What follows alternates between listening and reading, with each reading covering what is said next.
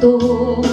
Kaalaman ay palawakin sa teknolohiyang makabago. Ito'y isang asignatura tungkol sa panitikan at wika. Kaya't halin at makisama, gamitin ang teknolohiya. Wikang Pilipino'y ating palaganapin, magbasa at alamin, teknolohiya ay gamitin. Tugtog at dalubhasa sa wikang sarili ating, tara na at tuklasin, dalubwika ay gamitin. Wikang Pilipino'y ating palaganapin, magbasa at alamin, teknolohiya ay gamitin. Tugtog at dalubhasa sa wikang sarili ating, tara na at tuklasin, dalubwika ay gamitin.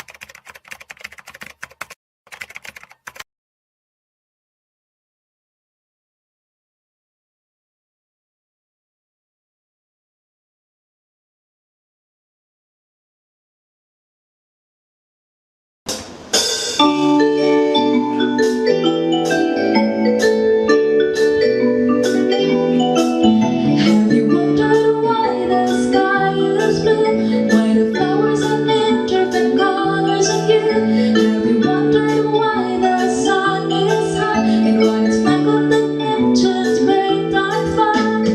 All you have to do is open your eyes and let your mind and imagination fly. Because it's all about science. Explore the world through science. Go out and learn the steps of science. Science. Have you asked what inside me and you? Are the aliens and outer space even true? How to cure diseases like COVID or flu? Because it's all about science. Explore the world through science. Go out and learn the steps of science. Science. Explore the world through science.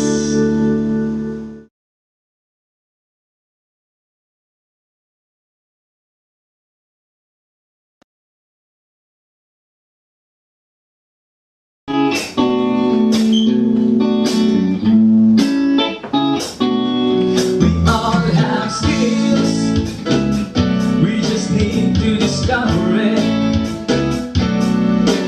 We need to learn and adapt to changes of this very challenging world. We might fall and fail every time we try, but there are ways to stand and fight. We need to be equipped with skills and ability that you gotta learn individually. Life will be so easy if you live in it creatively. We need to be equipped with skills and ability that you gotta learn individually. Globally we can compete.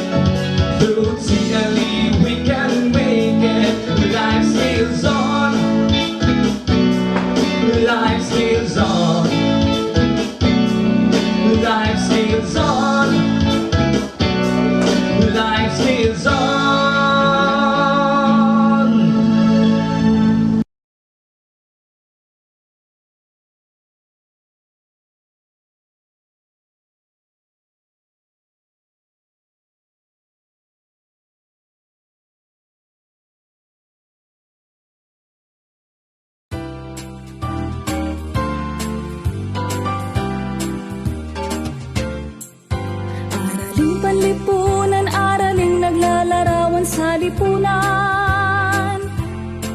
Malawak na pag-aaral sa iba't ibang larangan.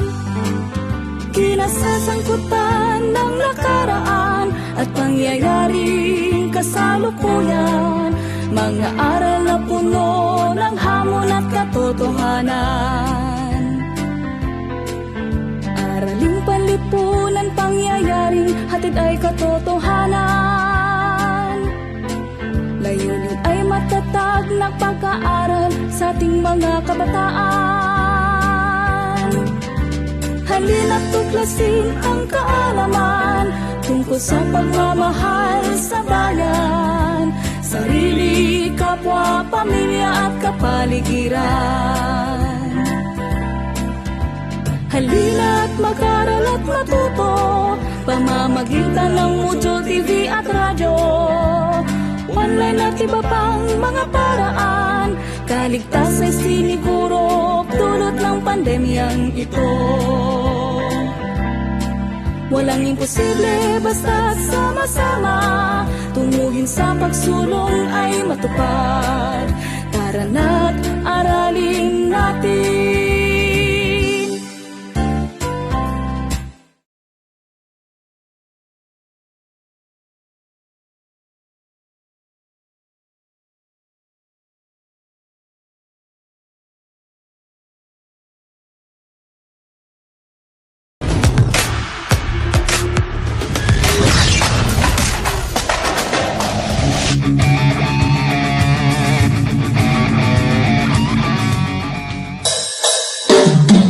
Your knowledge must work with your talent, because life gets easy when your skills coordinate.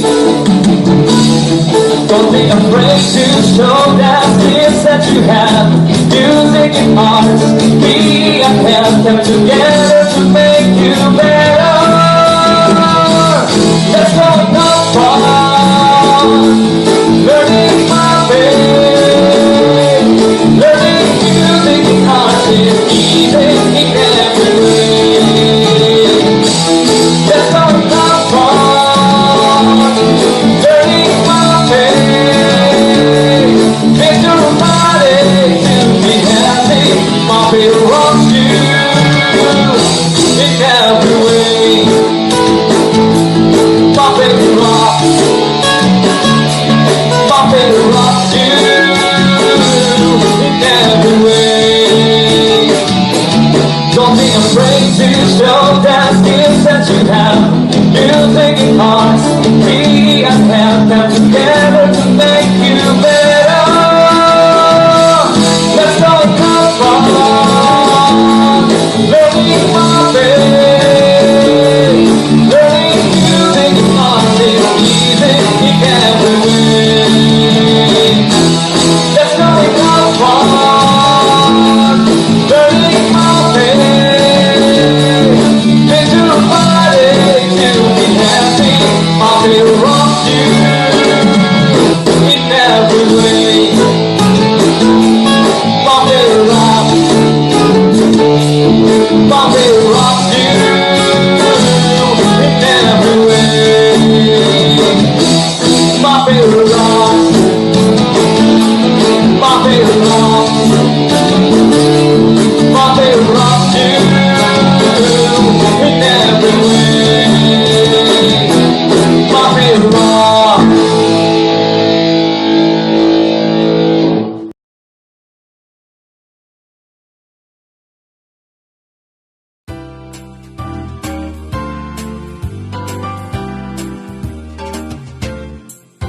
Araling panlipunan, araling naglalarawan sa lipunan. Malawak na pag-aaral sa iba't ibang larangan. Kinasasangkutan ng nakaraan at pangyayaring kasalukuyan.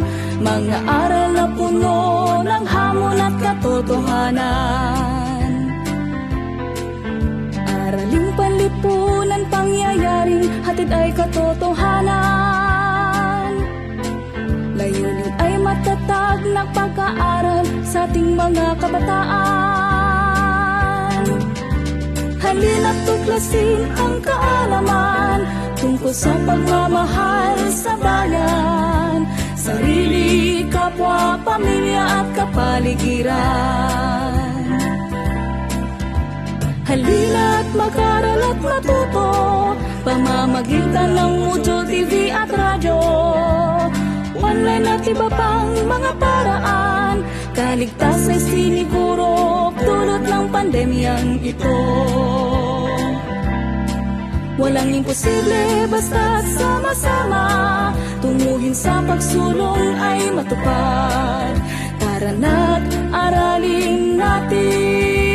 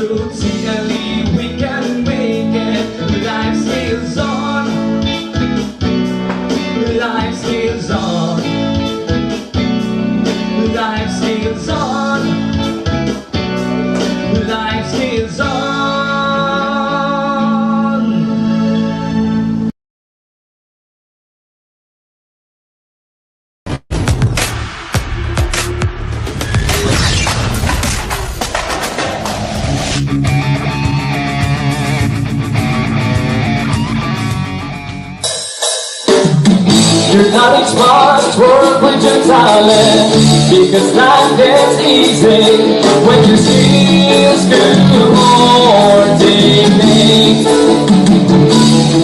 Don't be afraid to show that skills that you have.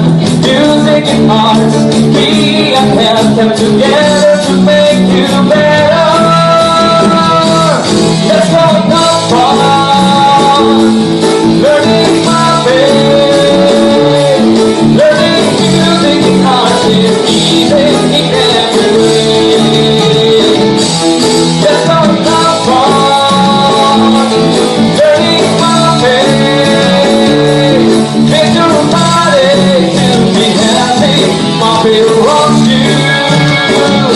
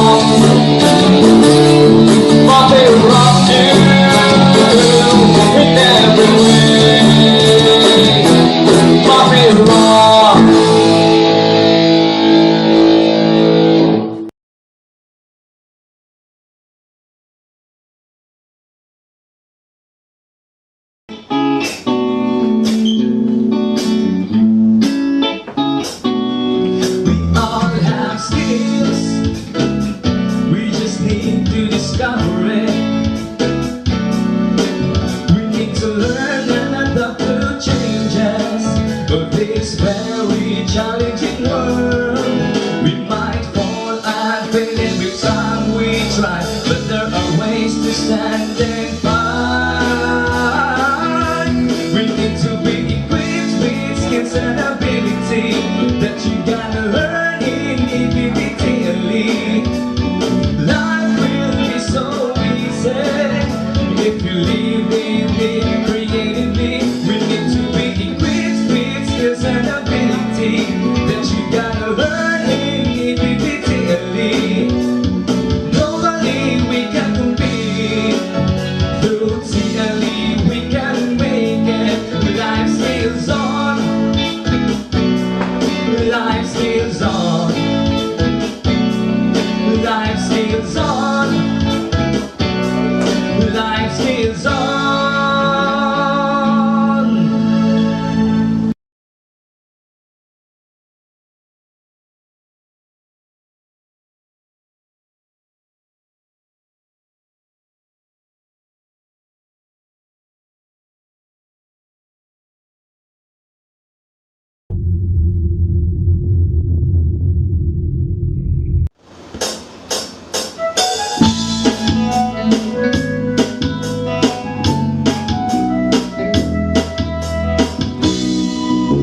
Halina't ating tuklasin ang hiwaga ng mundo.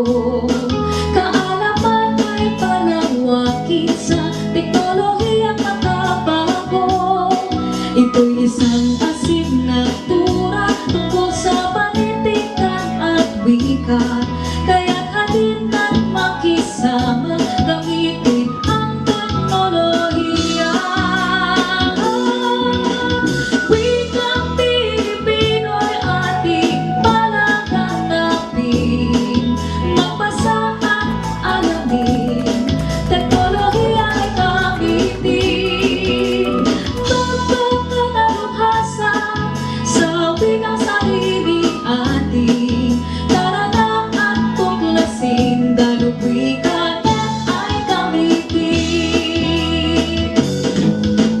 Wikang Pilipino'y ating palaganapin. Magbasa at alamin, teknolohiya ay gamitin. Tugtog ka dalubhasa sa wikang sariling ating. Tara na at tuklasin, dalub wika ay gamitin.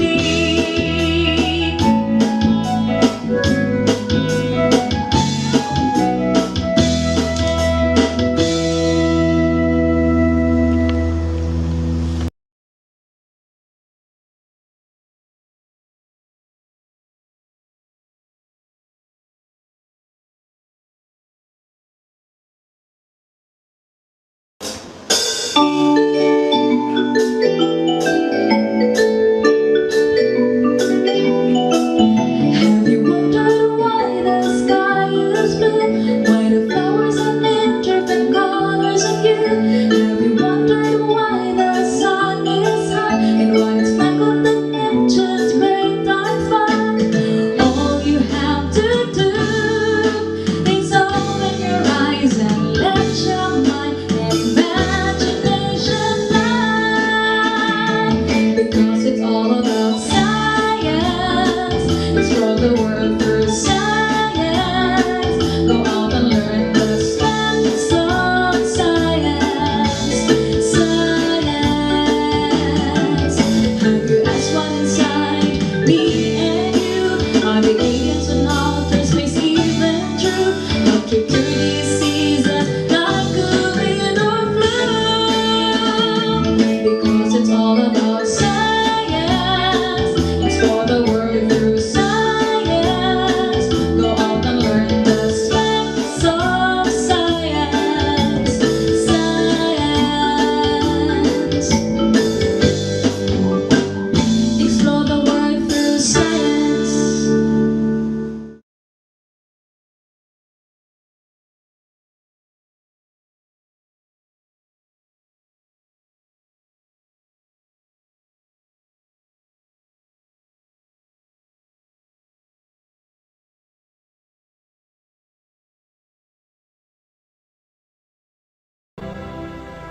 Sasamahan kita kahit isang eroplano ang agwat nating dalawa.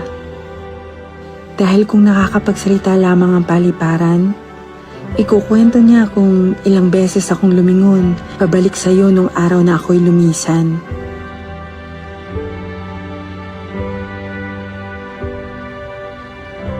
Papalubog ang araw noon at dahan-dahan lumulubog din ang puso ko sa kalungkutan.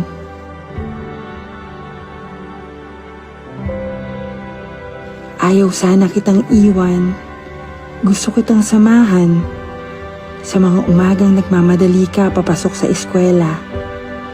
Gusto kitang damayan sa mga gabing nahihirapan ka sa matematika. Gusto kitang yakapin sa tuwing gusto mo nang sumuko dahil akala mo'y wala kang talento sa pagpinta. Ngunit anak, gusto kong ipaalam sa'yo na ikaw ang nagpinta ng buhay ko. Nang dumating ka, naging makulay ang mundo ko.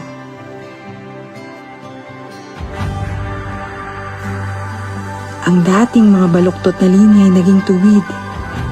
Ang dating madilim na larawan ay nabigyan ng liwanag. Kaya anak, gusto pa rin kitang samahan sa bawat mong karanasan, sa mga tagumpay at kabiguan. Sasamahan kita hanggang marating mo ang mga ulap, hanggang maabot mo ang iyong mga pangarap.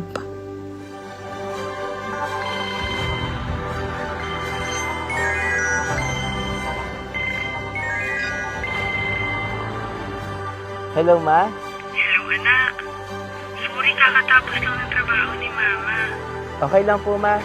Kakatapos lang din naman po namin maglaro. Mukhang nandun ka ulit sa paborito mong lugar, ah. O sige, ready ka na ba? Punta ka na sa DepEd Commons. Math tayo ngayon, ha? Saan na nga ulit tayo nahinto kahapon? Sa problem solving na, di ba? Anak, sasamahan kita. Kahit isang eroplano ang agwat nating dalawa.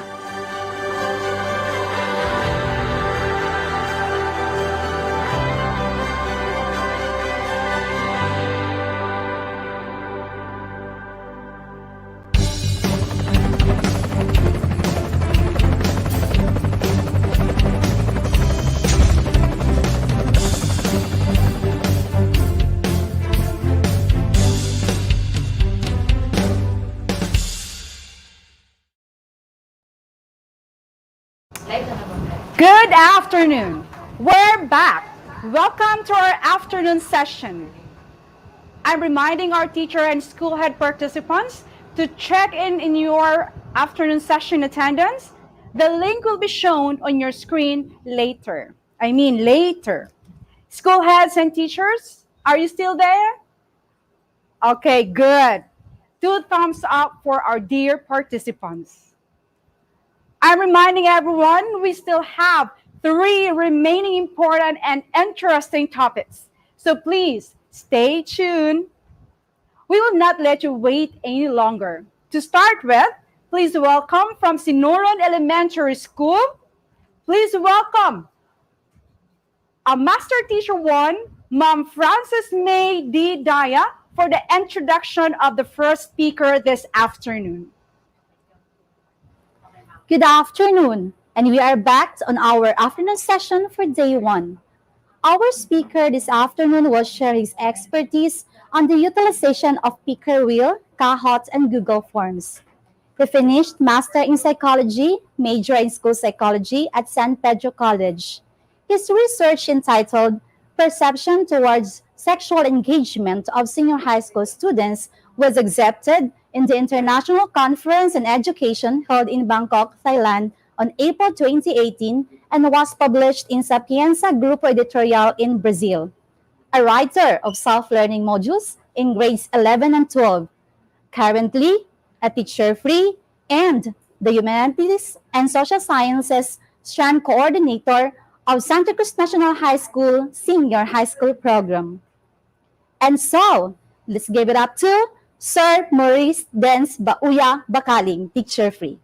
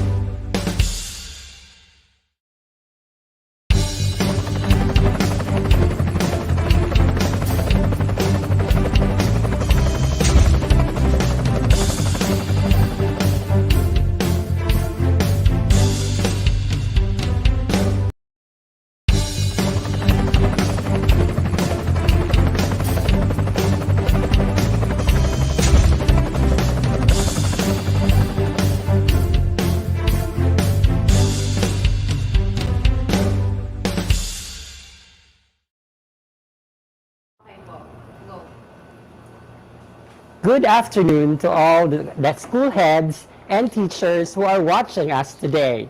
I am really sure that all of you are very excited to learn the ways on how to use media applications for online class. My task this afternoon sessions is about the utilization of Pickerwheel, Kahoot, and Google Forms. These media applications are very useful, especially when you want to make your class interactive and fun. So, are you ready? Let's begin. The first media application that I will be discussing to all of you is the Pickerwheel. These will be our topics. What is Pickerwheel? Steps on how to use Pickerwheel, Pickerwheel demonstration. So later, I will show you an instructional video that I already prepared for you to follow. All right?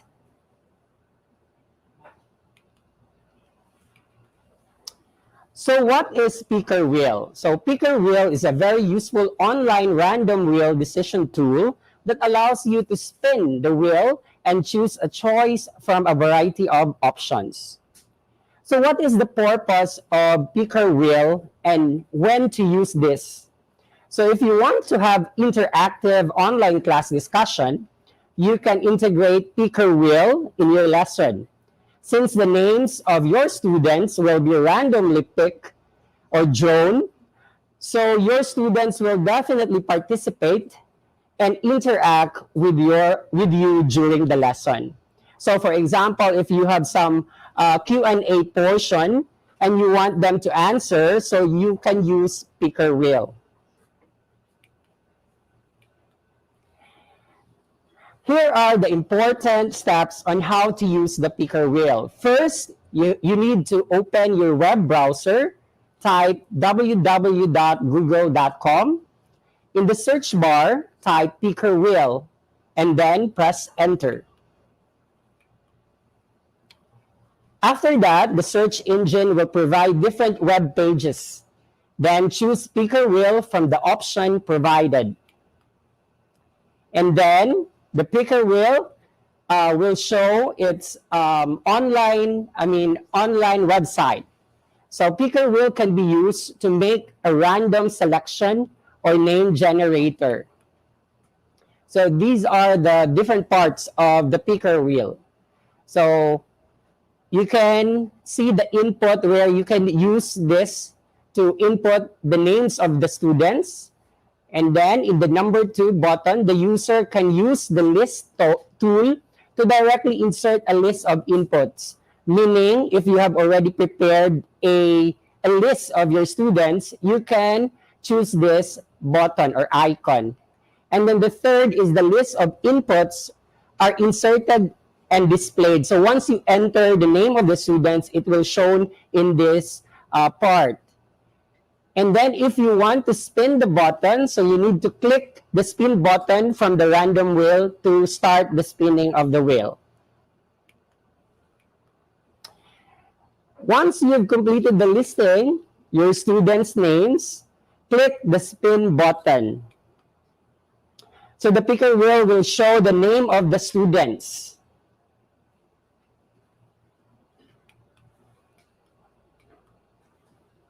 So to create a Pickerwheel shortcut, so you need to click the 3 vertical dots located beside your profile account.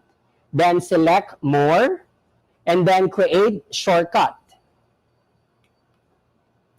After that, type your desired file name.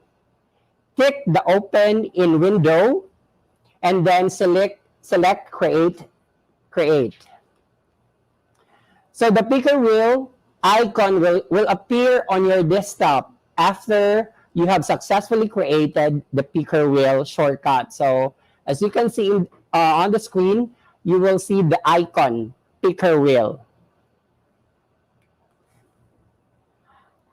So now here is a prepared hands-on demonstration video. I want you to watch the video and follow how I perform it. So Let's watch the video. Hello everyone. Today I'm going to demonstrate to you on how to use the picker wheel. Are you all excited? Okay. So the first thing that you have to do is you have to go first to your browser, your Google Chrome, and then key in www.google.com and then type picker wheel. After that, you have to select picker wheel. So this will be the workspace of picker wheel. So there's an input here. So you have to write the name of your students. For example, I will write here, Maria. Just click enter. Angelo. James. Anna. So you can input the names of your students so that later in your discussion, you can ask them using this speaker wheel to select your students who will answer the questions if you want to have an interactive discussion. Or if you don't want, if you have some prepared list of names, you can add here. Just click this folder and then try to open list. But you must have to log in first or sign up. And then type your email address if you have a list of names. For example, if it's located to your Google or on your Facebook. Okay, but for this demonstration, I'm just going to give you the initial, the names of the students. Okay, once you're done listing the names of your students, you can now easily use the spinning wheel, okay, the picker wheel. So all you have to do is just to press the spin button, okay?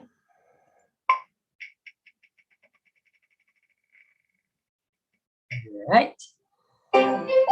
Once it is selected, students will be called to answer the questions. Okay, so that's it. It's very easy. So if you want to have this speaker wheel on your desktop, all you have to do is to click here, the three dots, and then go to more options, and then create shortcuts, and then use open as window, and then select create. Now it will create a shortcut command. So you will notice here in your desktop that there's a shortcut here. So if you want to go directly, you just have to click picker wheel, select picker wheel, and automatic, it will show in your desktop. So that's it. It's very easy. All you have to do is to use the picker wheel to have an interactive class discussion, and your students will be motivated to participate.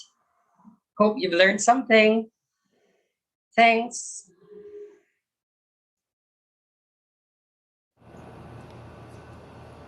All right. I hope you have done your first speaker wheel output, and I hope that you will try to use this app during your online class. Now let's proceed to another application, which is the Kahoot. So our topic will be what is Kahoot, steps on how to use Kahoot, Kahoot hands-on demonstration. So what is Kahoot? So Kahoot is a game-based learning platform that allows you to find, develop, play, and share educational games. For students and teachers, businesses, families, and friends, it makes learning enjoyable and engaging. To make your online class interactive, you can use this Kahoot game in the motivation part or in your activity part of your lesson. So here are the steps on how to use the Kahoot. So open your web browser, type www.google.com. In the search bar, type Kahoot, and then press enter. The search engine will provide different web pages. Choose Kahoot Learning Games from the option provided. So Kahoot main page will appear. Then click Sign Up. Then another dialog box will appear. So choose your account type. So select Teacher. Okay. Once you select Teacher, next is you're going to describe your workplace. Then select School. So you can have, if you can select school, higher education, school administration, businesses. But for us teachers, we will select school. Next, sign up with your email. Enter your email address and password. Or you can connect using Google account, Microsoft account, or Apple account. After that, so select your desired Kahoot account. So for us, we can choose free for basic features only. So meaning if it's basic features, there are some functions of Kahoot that you cannot use.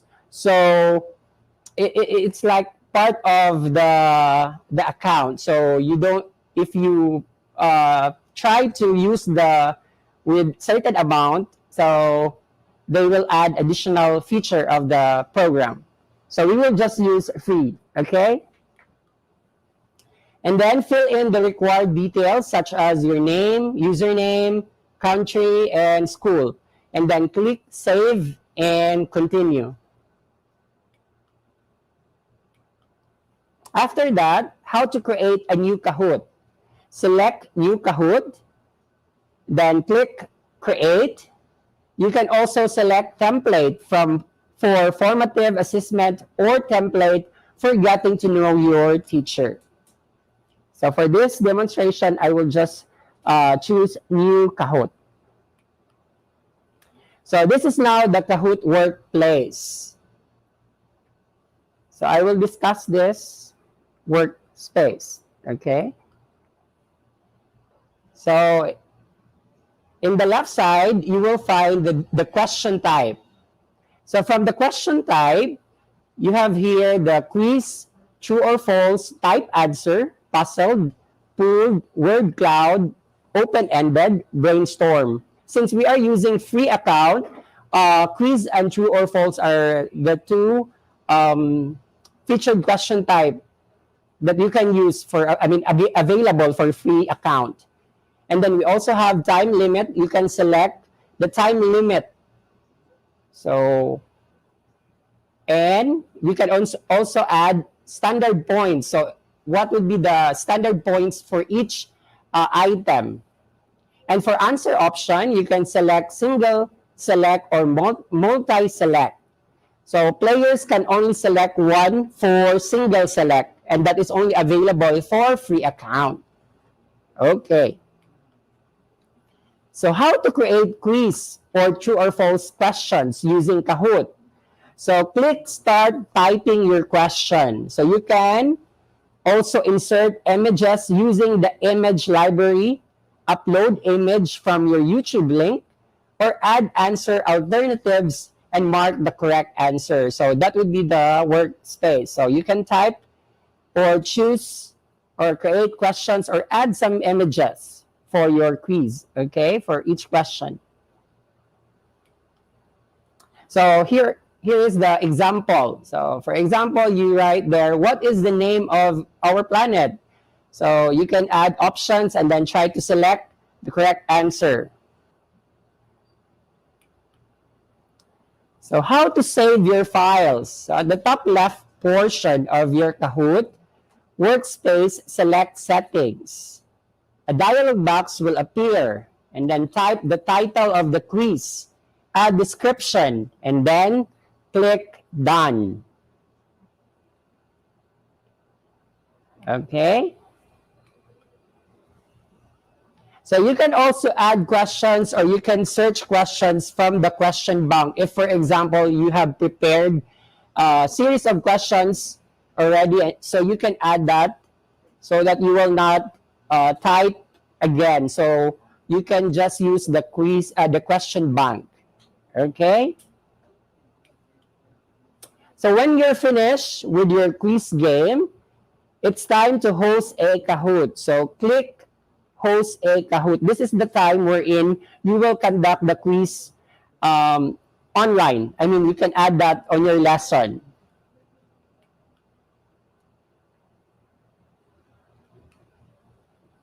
So when you're finished with your quiz game, it's time to host the Kahoot, and then choose a Kahoot to play. So for example, if you have some list of quiz, in this demonstration, you can see Science Quiz 1, and then all you have to do is to click play.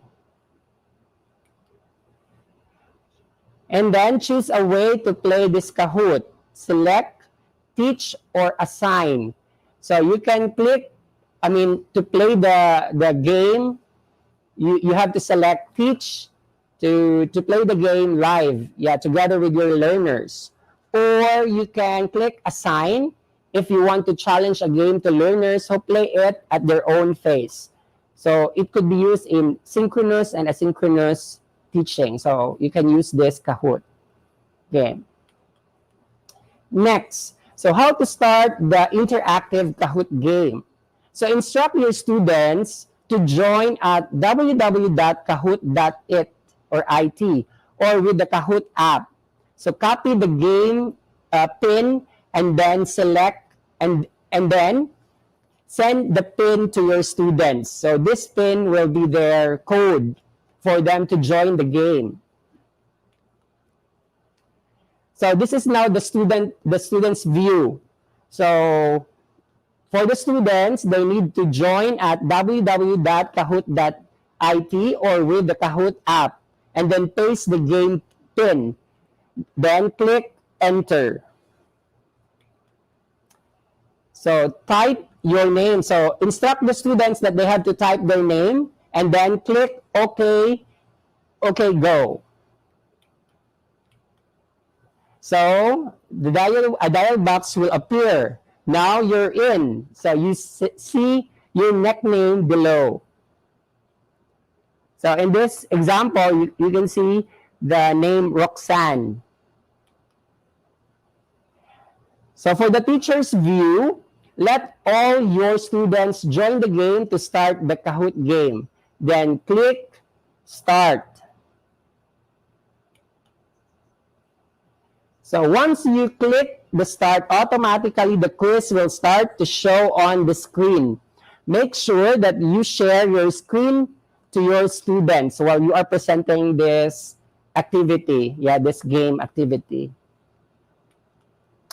And for the students' view, the students will just choose from the different shapes option. So there's no option or text written. All they have to do is to select the shapes. So all the responses will be recorded and students will be ranked accordingly. So that's it. So let's watch a hands-on demonstration that I prepared earlier. So you can watch it.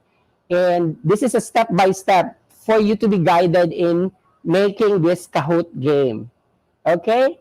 So let's watch this video.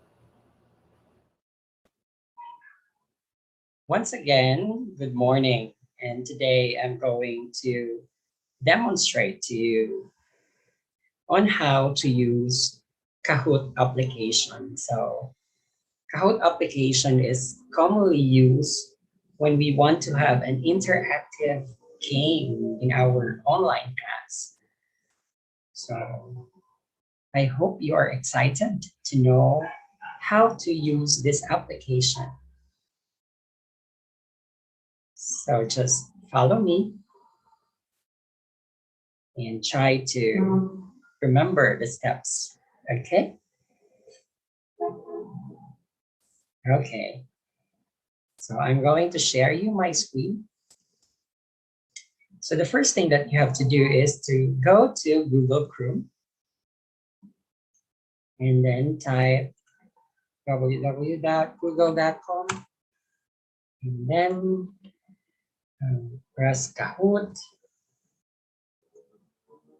And then select Kahoot Learning Games. After that, you must log in.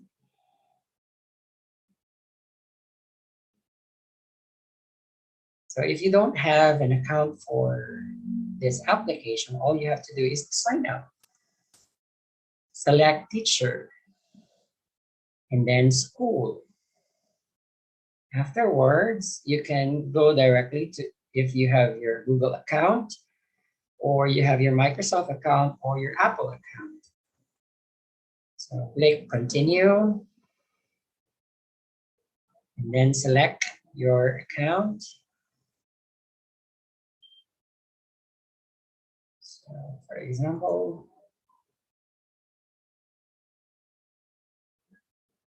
once you selected your Gmail account, so it will lead you to the different options. Yeah, basic, pro, premium, or premium plus. So we will just use the free, yeah, or the basic Kahoot application. So for this one, so there's a limited features. So we can only create true or false and multiple choice questions. Okay, then click continue for free.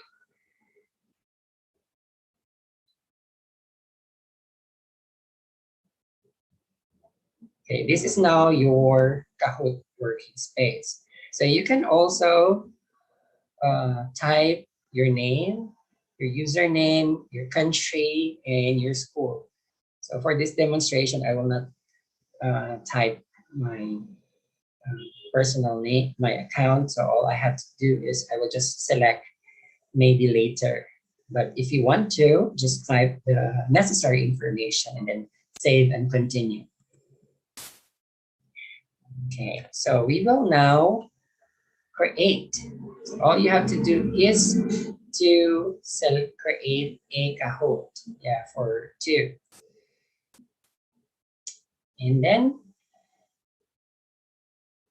we have here create new. You have Kahoot for formative assessment and get to know your teacher. So for this demonstration, I will just use create new. So this is now the environment wherein you can put the questions for your interactive game. So in the right side of this application, you will find here question type. So we have here quiz, true or false, type answer, puzzles, and so on.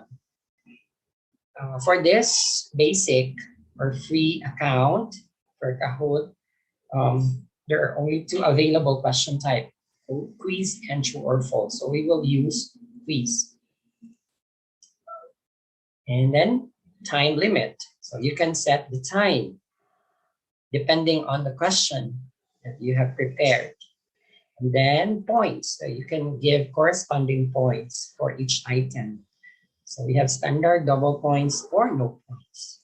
So for this one, we will just give standard points. And then answer option. So since this is free account, we can only use single select.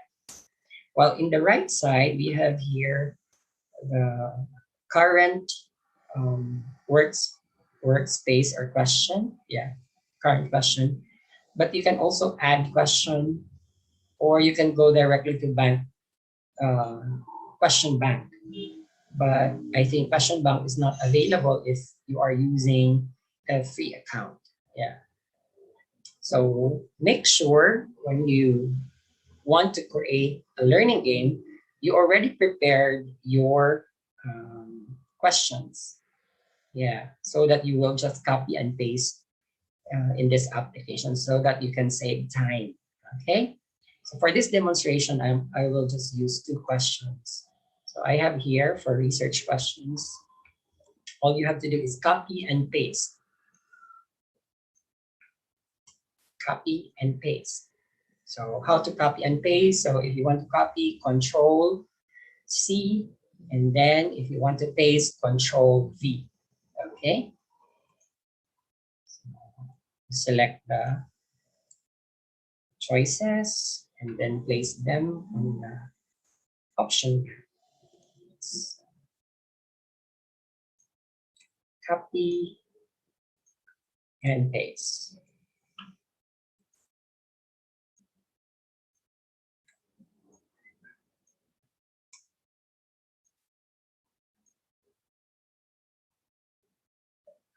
Highlight, copy, and paste. Control V. Okay, once you're done, all you have to do is to select the correct answer. So you can see the circle, yeah, here. So all you have to do is to check, select. So at the center, you can also add images. You can upload image or from image library, or you can go to a link, yeah, from a YouTube link, so that students will have a better picture of the question. So once you're done with this one, you can add another question. So you can choose please or true or false. You just have to select and then go to your test bank, copy, highlight, copy, and paste. Control V, and then copy and paste. Yeah, that's really important for this, yeah, application.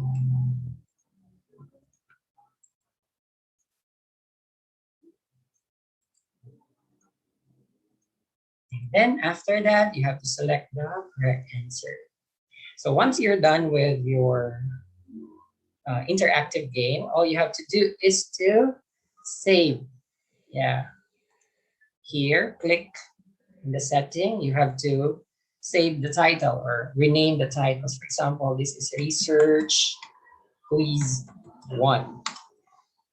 So you can also add description, and then you can add cover page, covered image, save to, so everyone can view, and then click done. So once you're done, click at the right corner, you have here done. Click done.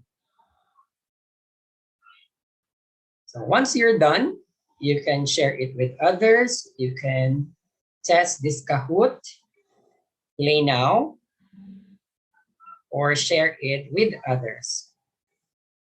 So you can have this done. Once it is done, all you have to do is to host a Kahoot. Yeah. For example, if you want to play this with your students, so you select the game, for example, Research 1, then play. So you have here for virtual classroom, or you let the students do it by themselves. Yeah, self-paced learning.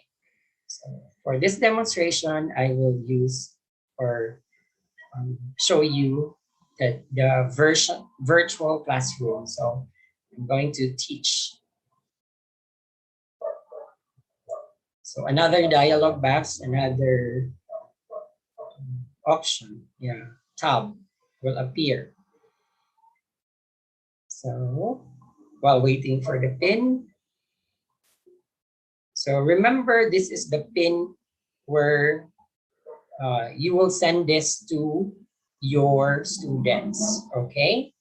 So for the benefit of this demonstration, I will just open a new tab for the student view. So you just all your student instruct your student to type in this one, www.kahoot.it. So all you have to do is, so students will just type this or copy and paste and then enter. So remember, this is the student view and this is your, teacher's view, okay? So all you have to do is to copy this code and send this to your students because this will be their game pin. So copy and then let your students have it. For example, I'm the student here. So I will paste the pin number and then enter. So your student can put their nickname. For example, this is Anna. And then she will enter, okay, go. So Anna is already in the game. So notice in your teacher's view, Anna is already in the game. So you have one player. Okay. So all you have to do is to, if you want to start, for example, all the students are already in the game. Yeah. All your students are already in. So all you have to do is to click start to begin the game.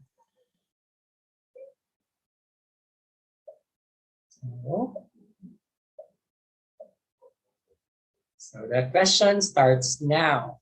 So notice that the question is present. So there is a time limit. So for the student's view, so all they have to do is to select the figure. Yeah. So for this question, so for examples, Anna will select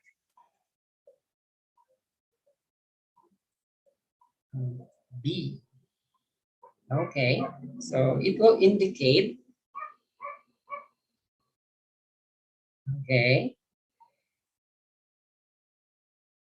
So the next question.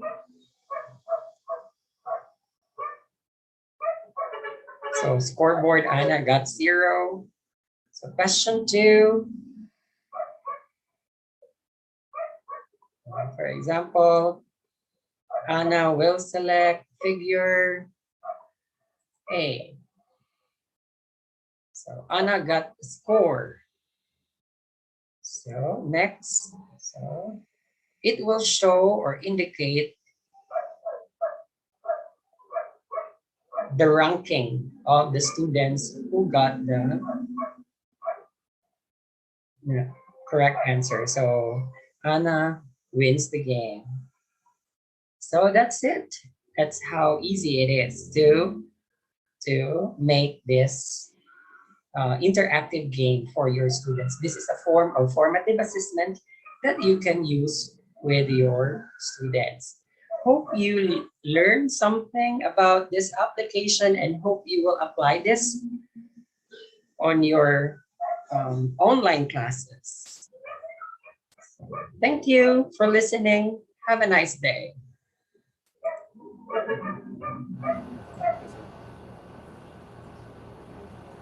Great. So we are done with Picker Wheel and Kahoot. At this time, I will present to you another media platform that you can use in your online class. I know some of you are using this platform. This is the Google Forms.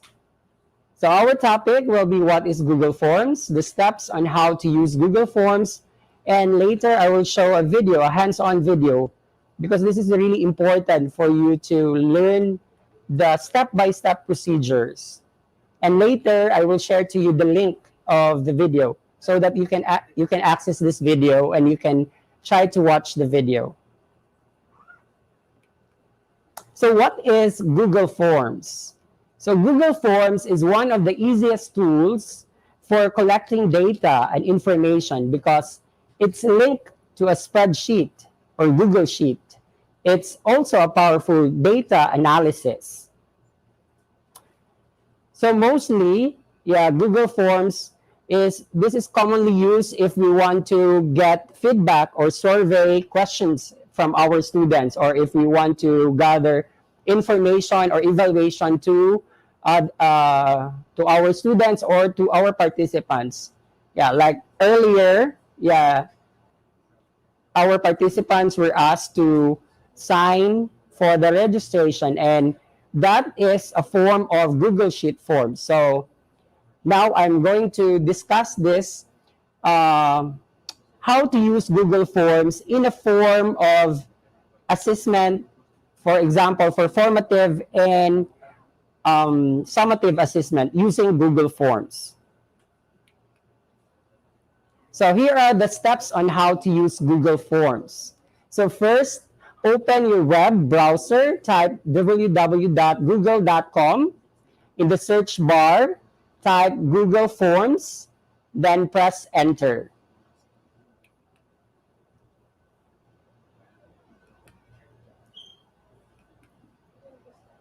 So the search engine will provide different web pages. And then choose Google Forms, free online surveys for personal use from the option provided.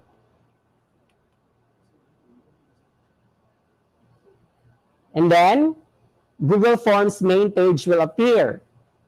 Select personal, click go to Google Forms. So there are two options, personal and business. But for this one, you will use personal.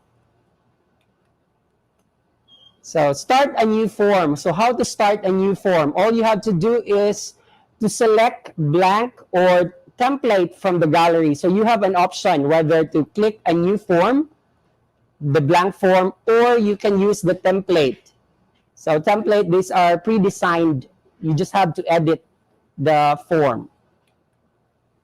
So for template gallery, you can select different categories such as education. So under the education category, there are options to choose from such as blank quiz, exit ticket, assessment, worksheets, and course evaluation. So this is now the whole platform when you use the Google Sheet Forms. So we have here the file name. You can type the name of the file, okay? And then we also have customized template wherein you can change the design of the Google Sheet Forms. And then the preview wherein you can preview the Google Sheet Forms because we need to check whether it is okay or not. Yeah, so you have to test your Google Sheet Forms before you send this to your students. And then we have settings. So settings means you can edit different types of settings that you want to show for your students. Like you can select different options. Later, yeah, I will show you from the demonstration video. Okay. So aside from that, we also have add questions, import questions, add title and descriptions, add image, add video, and add section part. So these are additional tools that you can use in making the Google Forms survey, questionnaire, or assessment. So changing question types. So we have here how to change the question types. All you have to do is click on multiple choice to select the question types, and then from the menu, choose short answer, which requires the person to type in a short piece of text or paragraph for easy type question. So you have different kinds of options here. If you want to create questions, for example, multiple choice questions, you can select multiple choice. Short answers if you want to ask your students about short answers, or paragraph form if you want to have like essay type questions, so you can use paragraph options. Okay.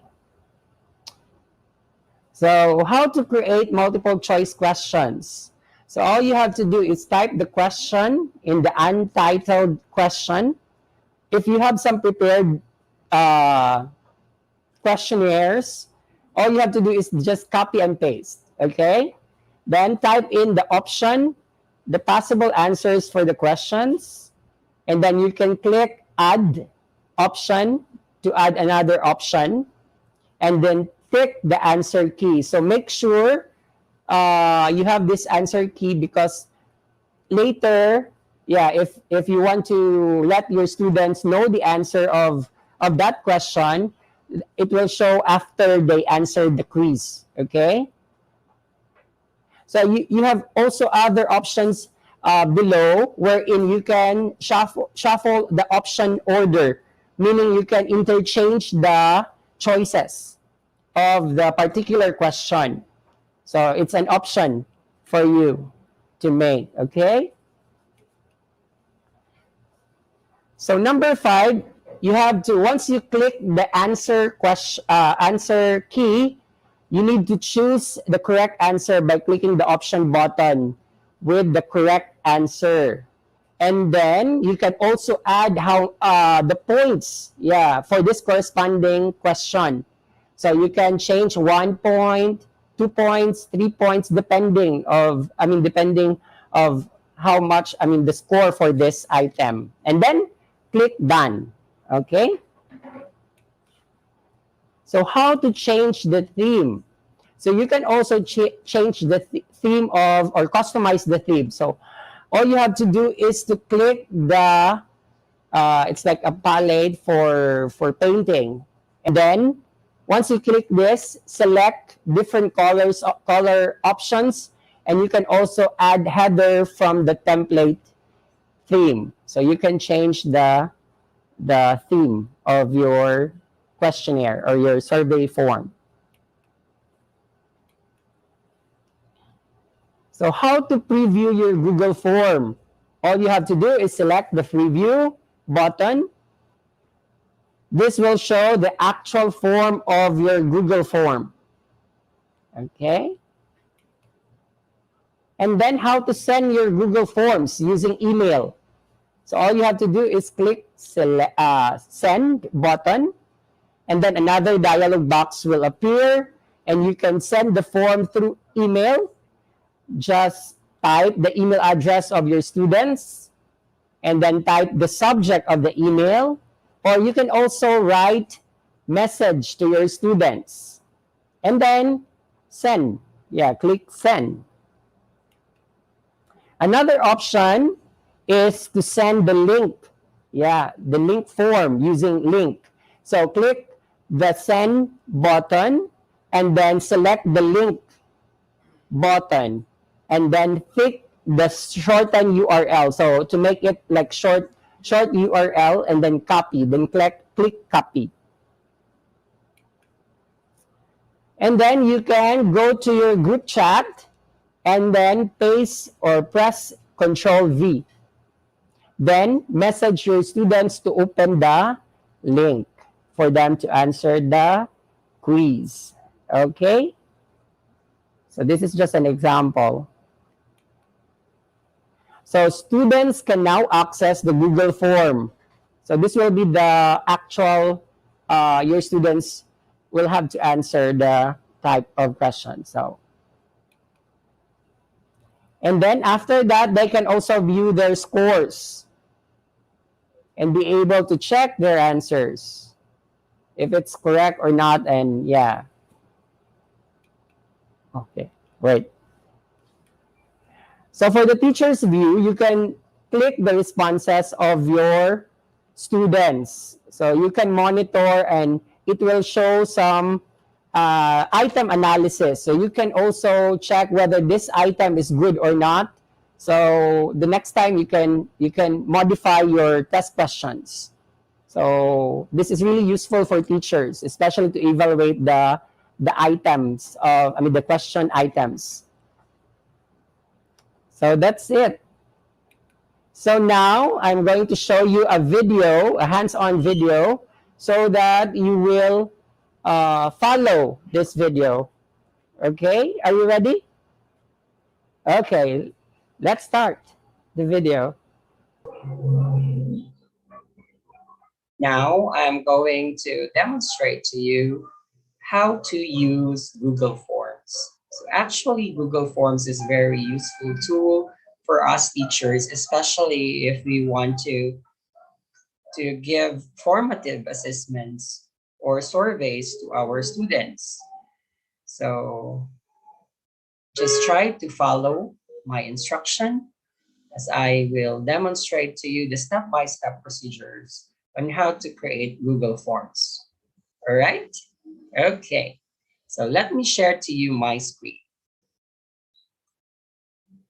The first thing that you have to do is to go to Google Chrome or your browser and then key in google.com.ph. Make sure that you enter your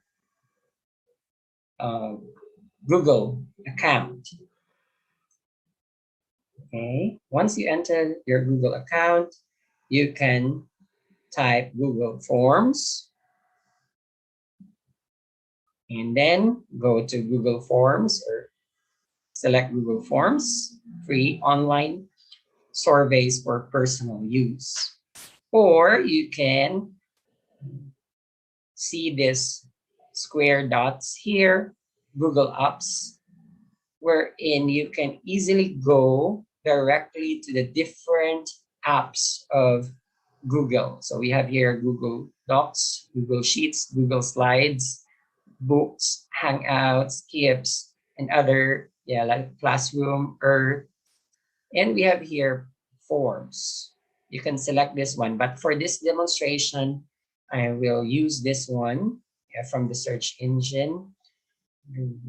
We have here Google Forms, free online surveys for personal use. Once you click that button, that icon, you can easily choose between personal or business, but we will use personal. So go to Google Forms, click. So you can now create your forms. So you start a new form. So you have here different options and there's a template gallery. So try to select this one. So they are categorized personal. We have here work and we also have here education. So I will just let you see the different options. First, we have here blank quiz. This is now the environment of blank quiz. Let's go back. We also have exit ticket. So exit ticket, these are already a template wherein you can send this survey questions. These are already built questions with set of questions like name, email, what's one important thing you've learned in class today. You can give this exit ticket after it's like an evaluation, about your class. So you can give this one to your students. Aside from that, you can also use this assessment template. So this assessment template, you have here name, email, quiz questions, or first question. So these are built-in template. All you have to do is to edit this form.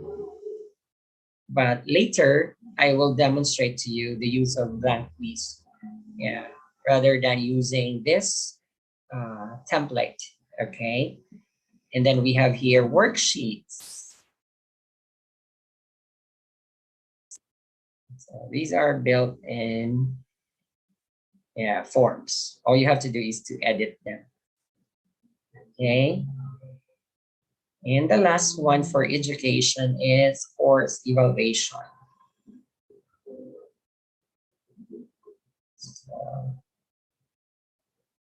So these are,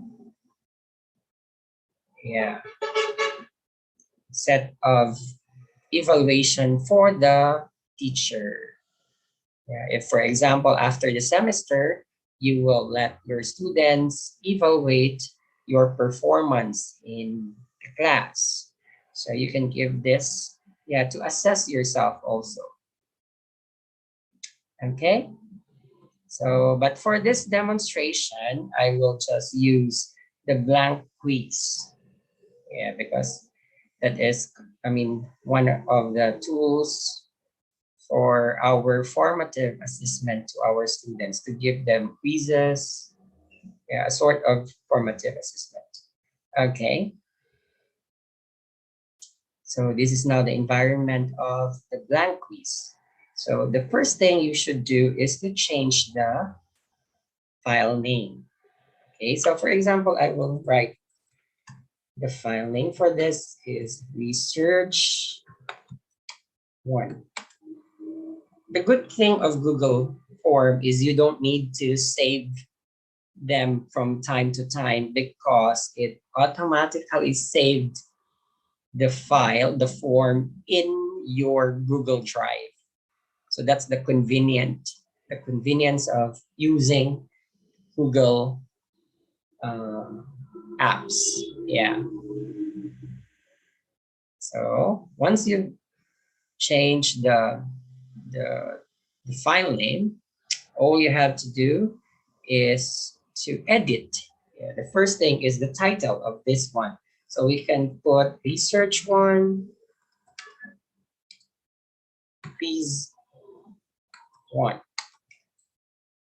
And then you can add description, anything, yeah, about this, or maybe you can put the direction, yeah.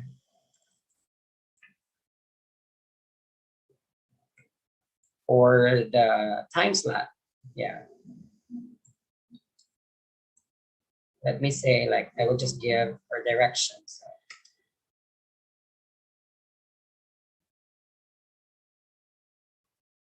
Okay. After that, yeah, it's necessary that you will ask them the basic information of your students. Example, their names. So let me put here name.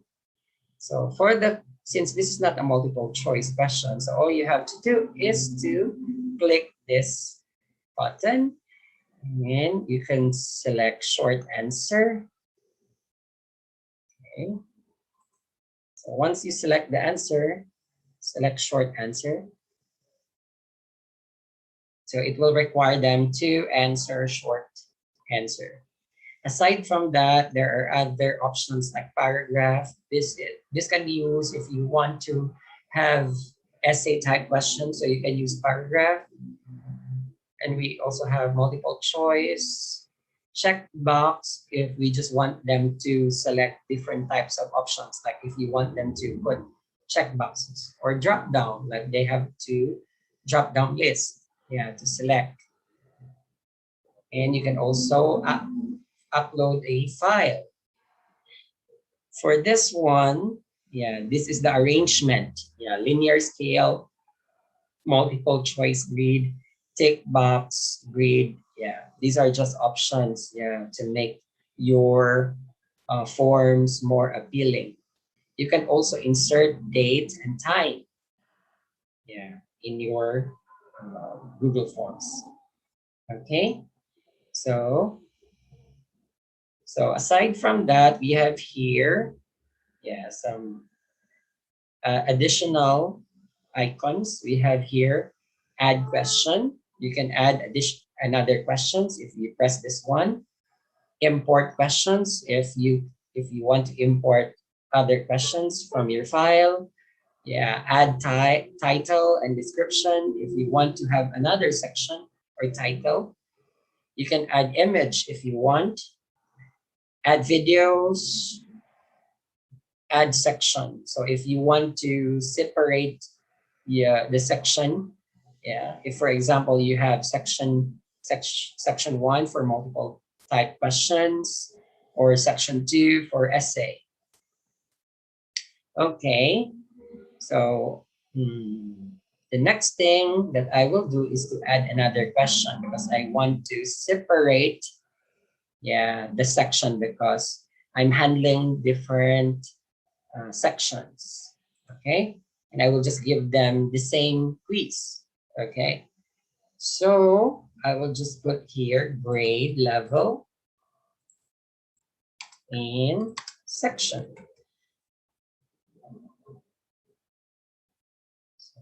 I will just use checkbox for this type of question, so that they will just check. Example, grade 11 Apollo, grade 11 section Katina, grade 11 Socrates. And then I put these two questions, the name and the section, to be required. You have to check this one, required, so that they will required. So if these questions are required, you will see an asterisk, for each question. That means students are required to answer this. They cannot move to the next question if they will not answer. Okay, once you're done with the basic information, you can now add section. To begin with your quiz. For example, this is now your next question. For example, you will multiple choice. Multiple choice. You can put description, it's an optional, and then you begin with your question. So make sure that you already have the basic questions. The prepared questions for your quiz from your documents. For example, you just have to copy them. So copy and paste, you know how to copy. Control C for copy, and then you paste it. Control V. Okay, so you can change, since it's a multiple type question rather. All you have to do is to copy the choices. So I would suggest that I will not put like A, B, C, D, because later I will I will shuffle the order of the choices, so that the students cannot or will not copy each other. That's the best part of this Google form, because it will automatically reshuffle the item.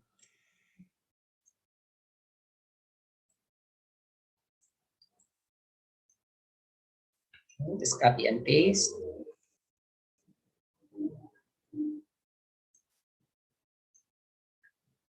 Okay.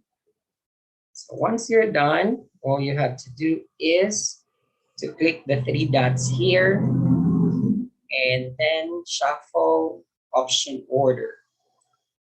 Then you go to answer key. Then choose the answer. For this one, the answer is descriptive. So just select descriptive. And then you can give points for this. For this question, I will just give 1 point. Once you're done, click done. Okay. So you can now proceed to another question. So the same procedure, just copy the item, then copy the answer.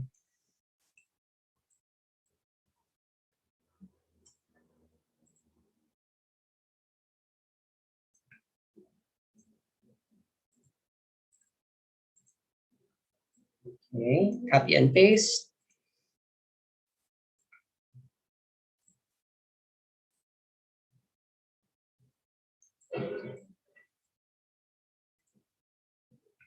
Okay, now shuffle, order, option order, and then select the correct answer, and then give points. Then done.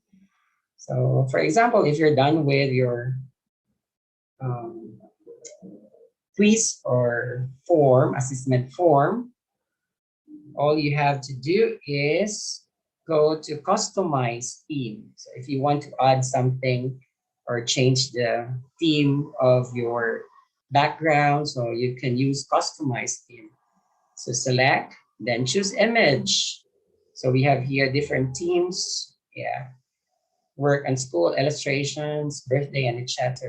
So for this one, I will use this background and then insert. So automatically, it will create the background. So you can change the theme color. So you have options. Yeah. Basic, font. Yeah. So it's up to you. And you may now close the theme. After that, you will test or preview um, your formative assessment. Yeah, the forms that you have created. So all you have to do is to click this preview I button. So this will be now the form that your students will receive uh, once you give them the link. Okay. So you notice that these are the requirements. So all you have to do is, I mean, your students will do is to write their names, example, Maurice, example, grade level, check, and then next section. So there's a corresponding point for each item. So all that you have to do is to select, yeah. So for item number 2, remember we put scope in the first option item, yeah. But in this part, yeah, the scope was in the second. So the student will try to, I mean, they will not have the idea of like memorizing A, B, C, D or something. Yeah. So this could be a good, I mean, way of assessing them. Okay. So for example, I will answer this one. And then you can click submit. Yeah. Your students can click submit. Once they're done, yeah. So they can also view their scores. Yeah. So as you can see, Maurice got, yeah. So they can check whether their answer is correct or not for this item. Okay. So that's it for making this. So, but if you want to, like, if that's now, I mean, ready for your student to answer. So all you have to do is go to send. You can email that this link. Yeah, you can email this to them. So all you have to do is to type the email address if you have the email address of your student, so that they will get the form through their emails. Or you can also use the link. Yeah, send via link. So this is not the link of your survey or your questionnaire. Yeah, your assessment, please. And you can make this shorten, yeah, URL, and then copy. Once you copy this one, all you have to do is to send to your group chat. I know all of you have this group chat for your students. So you can send this link to them. And for example, here I have here my group chats for my students, and I will send this to them. Okay, just Control V and then send.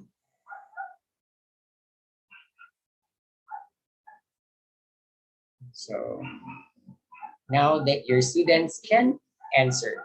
So this is just a demonstration, so I will remove this. Yeah.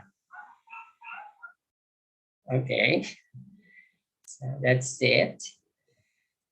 So going back after you send this to your students, yeah, all the responses will, I mean, you will receive all the responses, and you can see here responses. So earlier we created, I mean, we submitted our response in our trial, right? So the same thing, when your students answer the survey, that form, that assessment form, it will automatically, yeah, connect, I mean, send to your uh, Google Forms. Yeah.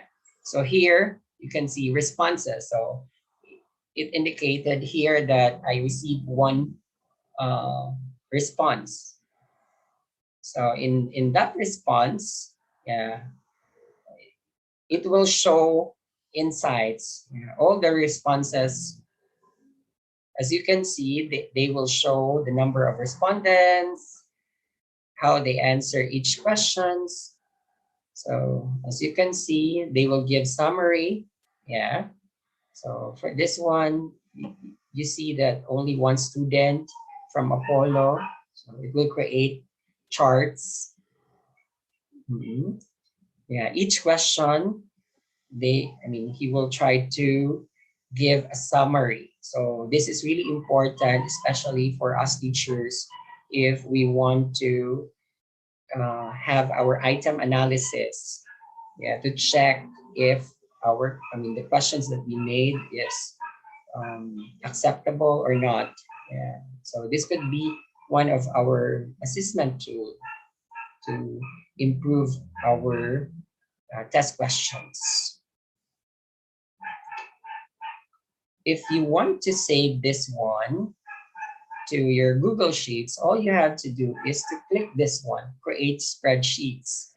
So once you create this one, it will create now another form, which is a spreadsheets.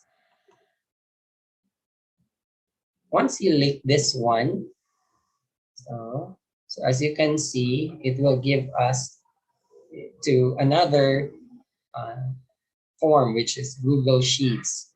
So, so this is very useful because it will summarize, yeah, the responses of your students.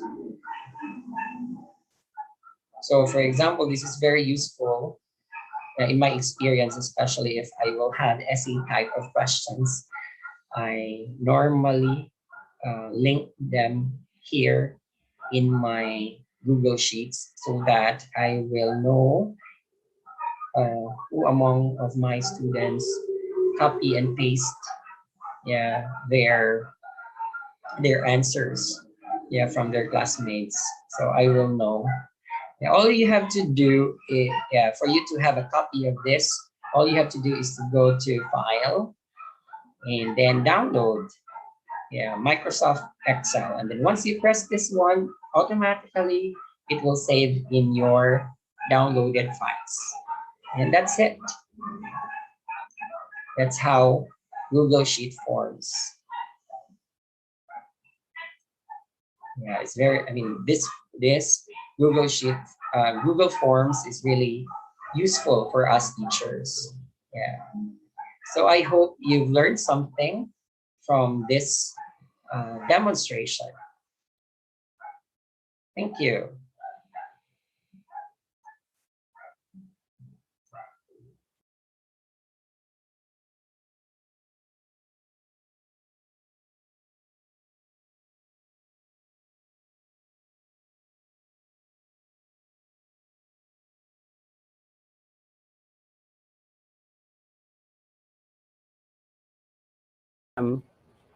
Thank you for listening. Have a great day to everyone.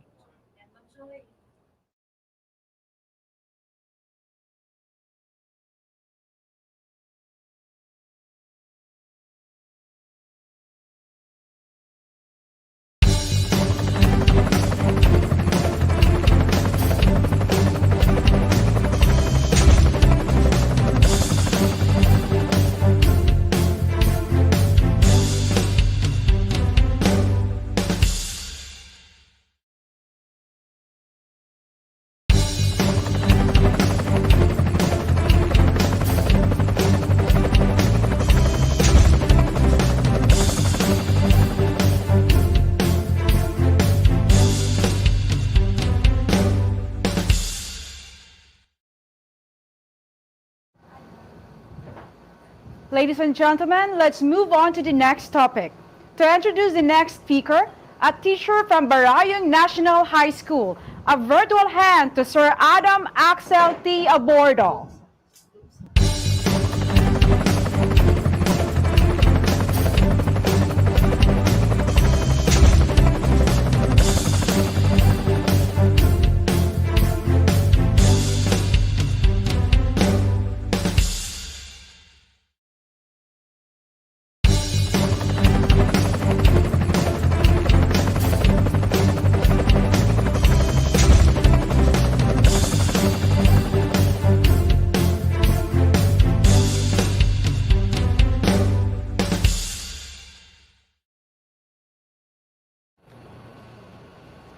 My courtesy to the leader of the SD of Davao del Sur, spearheaded by our Schools Division Superintendent, Dr. Nelson C. Lopez, SESO 5, together with our Assistant Schools Division Superintendent, Dr. Janet G. Veloso, and to our CID Chief, Ma'am Cherilyn A. Cometa, Education Program Supervisors, District Supervisors, School Heads and Principals, StreamYard participants, good afternoon.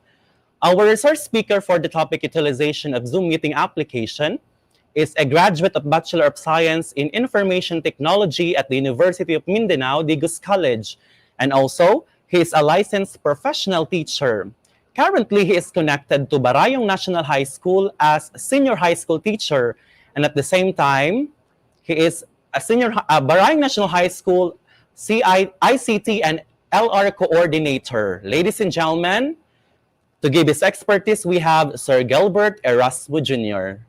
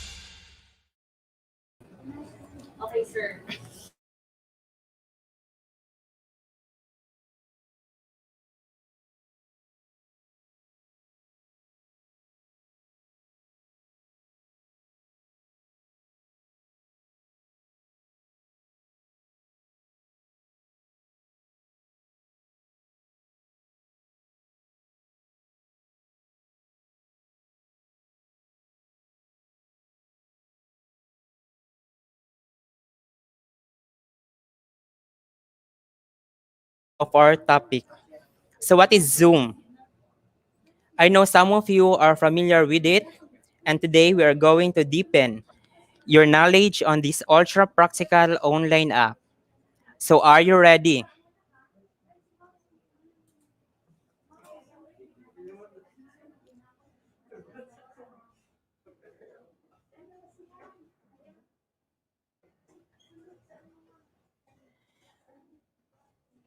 Okay, before we proceed, we will know our terminal objectives.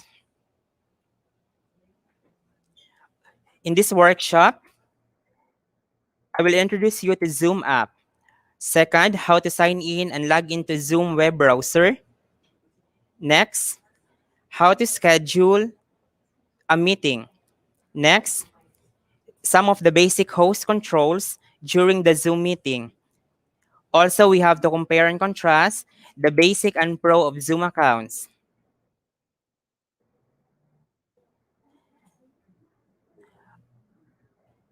Now we will know the Zoom features. First, starting an instant meeting.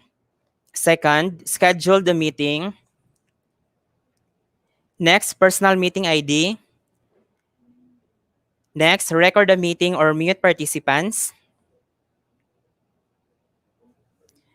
Then Zoom allows you to create MP4 recordings throughout a meeting and offers Google, Chrome, and Outlook plugins for the Zoom meeting calendar services.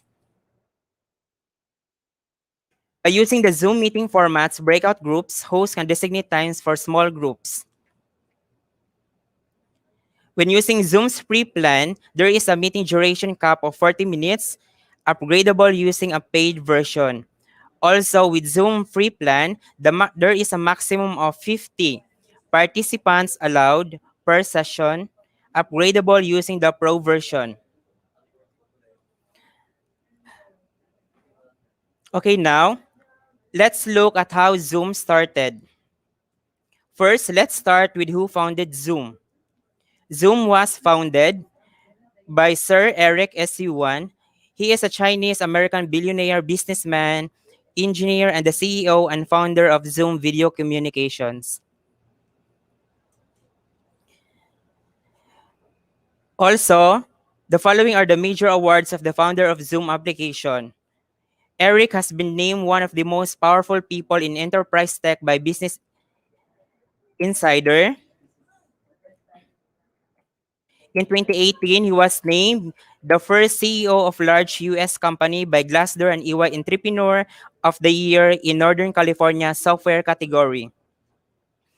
In the year 2019, he was added to the Bloomberg 50 as leader who changed the game in global business. Eric is named inventor on 11 issued and 20 pending patents in real-time collaboration.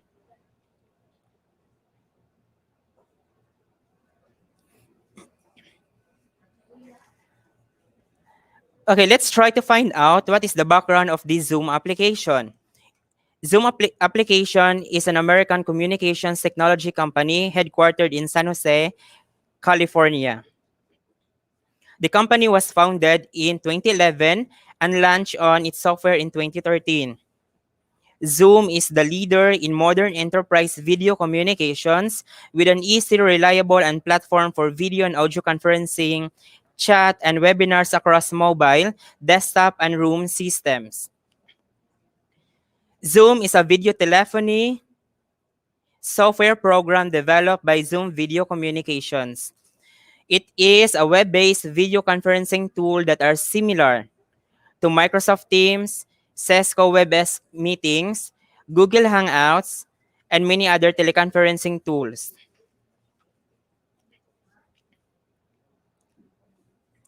Zoom is available in all supported versions of Windows, macOS, iOS, and Android. It is supported by different devices at any time and anywhere. Through desktop and laptop, using from tablet and mobile, Zoom rooms, and the telephone. What are the platforms of Zoom?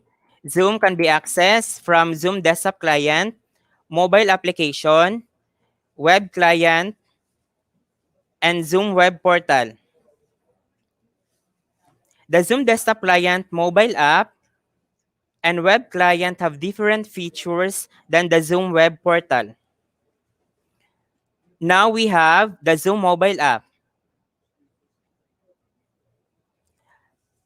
Zoom is available on Google Play Store for Android, and Google Play Store is available for Android, and App Store is available for iOS.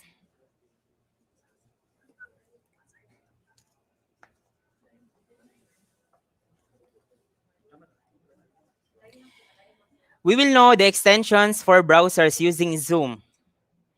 These are the Zoom extensions for browsers, namely Microsoft 0365 add-in, Firefox add-on, Outlook PC Mac plugin, Chrome extension, Gmail add-on, and Safari extension. This Zoom extensions for browsers is designed to make scheduling a meeting as quick as convenient. The plugin allows you to schedule and start instant Zoom meetings as well as make existing meeting events Zoom meetings. Okay, as an example, we'll be using the Google extension for browsers. Okay, this will be shown when we are using the extension as one of the options to schedule a meeting. The Zoom Chrome extension will install an icon next to your Chrome address bar, which is being encircled in orange color. If you click the Zoom button, the Chrome extension will open. The next thing you will do is to sign in to your Zoom account. Then you will have to select, now depending on your preference, you can select schedule a meeting or start an instant meeting. Once you schedule a meeting, the following steps are: first, click a schedule a meeting to open a new event on Google Calendar. When you click the start an instant new meeting, hover your mouse, this one, hover your mouse over a start meeting to choose to start with video or without a video. Okay, where to download the Zoom application? Of course, you can download it from our download center. Now you can navigate to https://zoom.us/download dial sign client underscore for meeting for Zoom desktop client and Zoom mobile app. Okay, now we will be using the web portal.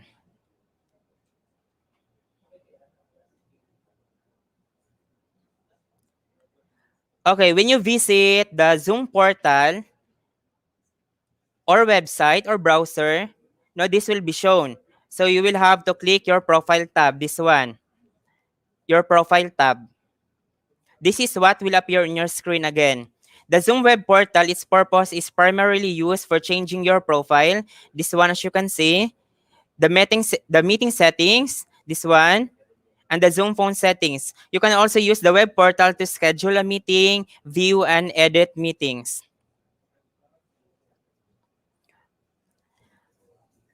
Okay, next. The question is, how do I sign in to Zoom? Okay, signing in to your Zoom account on the web or using the web browser. Okay, again, navigate to a Zoom web browser or portal application to sign in. No, just navigate zoom.us/forward sign in, no, as encircled in orange color. Now, this will be shown when you navigate to zoom.us.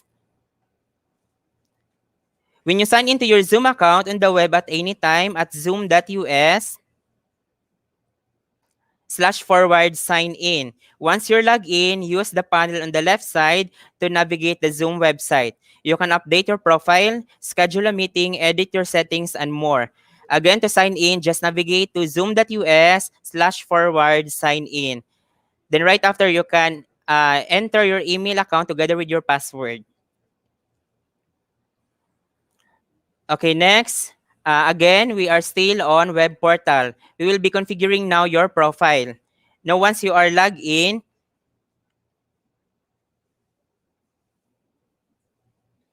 okay, once you're logged in, you can see now your under profile tab, you can see now your personal meeting ID. No, meaning this personal meeting ID is assigned to you automatically as a permanent virtual room.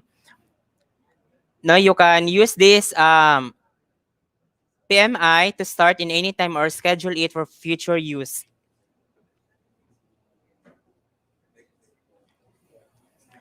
Okay, still we are on Zoom web portal. We are now on the settings tab.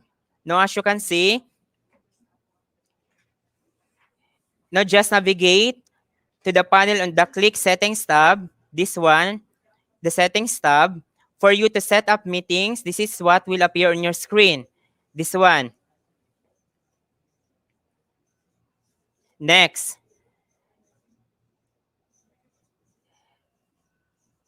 Using Zoom applications from our desktop client.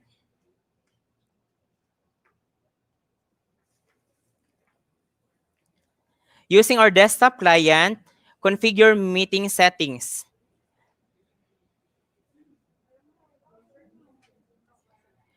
Okay, this will be shown on your screen when you configure meeting settings on your Zoom desktop client. Okay, this will be displayed or shown. Now, when we are using again our Zoom desktop client to configure meeting settings.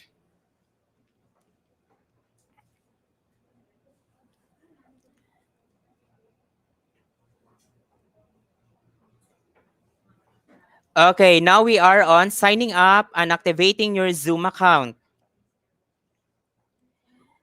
Okay, if you are being invited on an existing account, or once invited, you will receive an email from Zoom,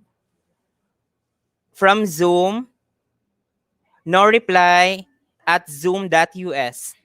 Once you receive this email, click activate this one, click activate your Zoom account.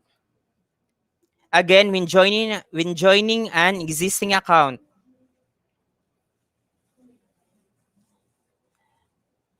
okay, this time, you will be creating your own personal account. Again, just navigate to zoom.us/forward sign up. Okay, this one. This will be shown when you sign up for your own free account. Visit zoom.us/forward sign up, this one, and enter your email address.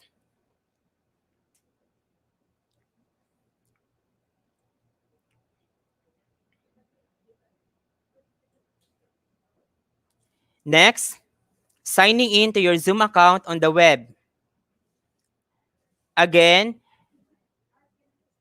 just navigate to zoom.us/forward sign in.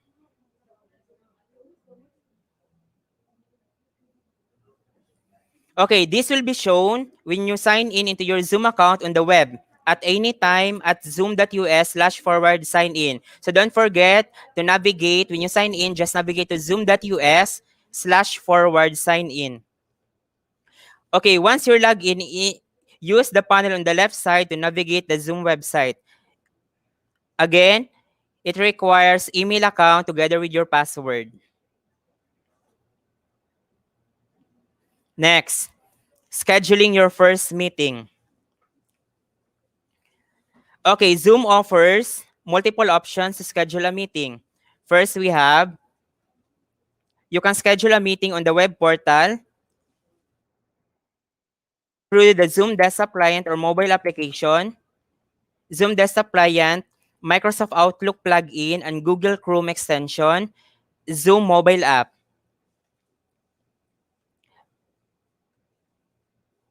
Okay, you can save time by scheduling your meetings directly from your calendar through Google Chrome extension or using Microsoft Outlook plugin.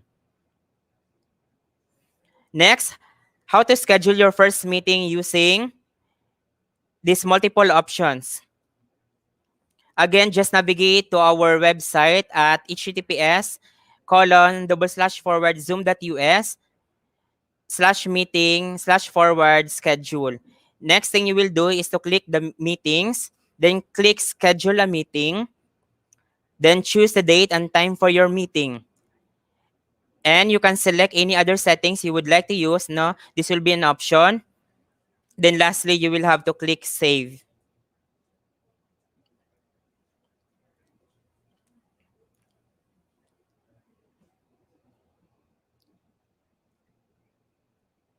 Okay. It looks like this when you sign in into your Zoom web portal or browser. Okay, how to sign in again? Just navigate to zoom.us. Now, as you can see, zoom.us. Then click meetings. Then click schedule a meeting. This one, meetings tab. Then click schedule a meeting. Then choose the date and time. Okay, the date and time. And then click save.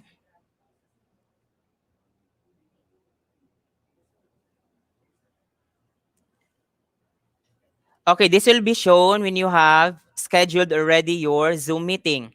Say, for example, I have scheduled my special meeting. Here is now the information under my special meeting.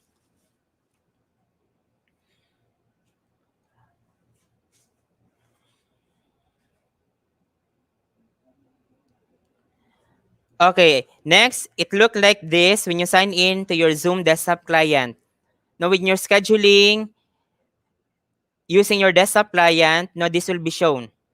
Now, it will look like this. Now, for the topic, you will have to decide for your topic, no, the date and time.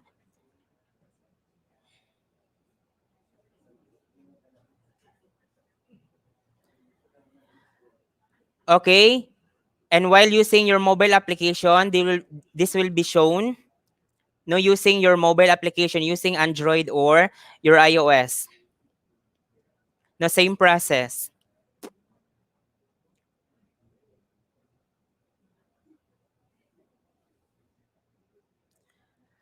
Okay, next, starting your first meeting as the host. Okay, this will be shown when you start your meeting using your Zoom desktop client or mobile app. Now, as the meeting host, there are several ways you can start your meeting. When you click the meeting tabs, then click next, upcoming tab. Your upcoming meetings tab will be listed in the meetings. This one, no, as I have scheduled the list of meetings that I have already scheduled. Under your upcoming meetings, then you can click start by the meeting name. This one, as encircled by red. You can also start your meetings from the Zoom web portal. Now again, if you have already scheduled a meeting, you can start immediately your Zoom meeting. Next, now we will know how to invite others to join your meeting as the host. The question is, how do I invite others to join my meeting?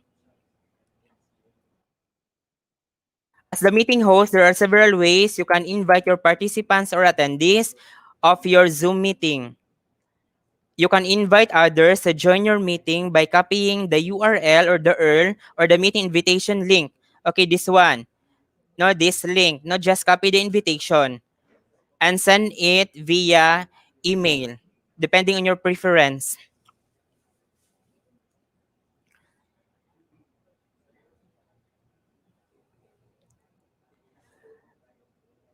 Okay, now this will come out when you are inviting others to join your meeting. Simply click the Contacts tab where you will find registered emails. The next step is for you to select an email, this one. Okay, select the email that you will be inviting and then click invite to finish. You can do this once when the Zoom meeting has started.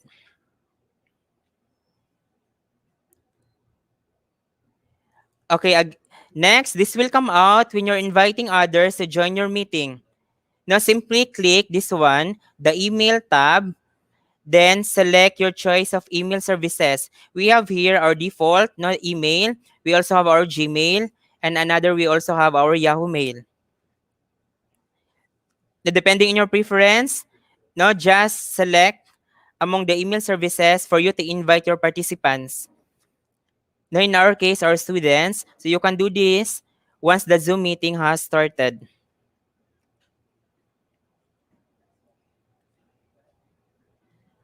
Okay, how to join another user's meeting. Again, you can simply click the Zoom invitation link, which is highlighted as color blue, this one. The Zoom join Zoom meeting, this one. Now we have also the meeting ID. Manually we will be encoding this one into using our mobile or Zoom desktop client. Meeting ID provided by the host together with its passcode. Okay, meeting ID is consisted of 11 to 13 digits together with its passcode. Now for you to join others Zoom meeting.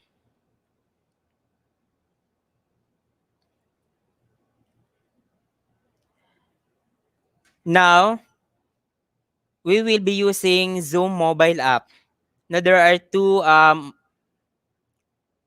platforms that we can use now from Android and the iOS. Okay, you can download App Store from App Store for iOS, and Android is available for Google Play Store.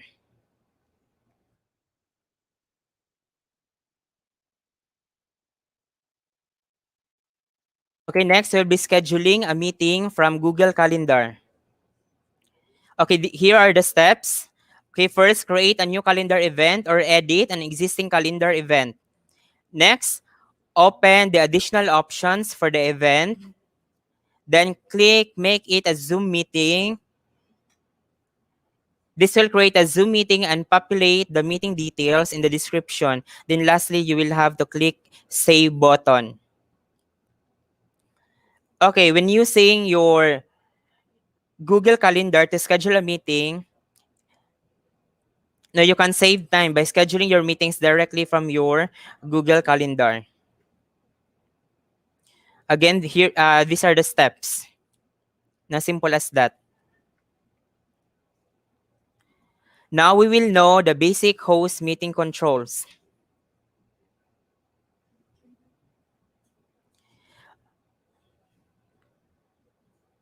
Okay, this will be shown using your desktop client to start a meeting.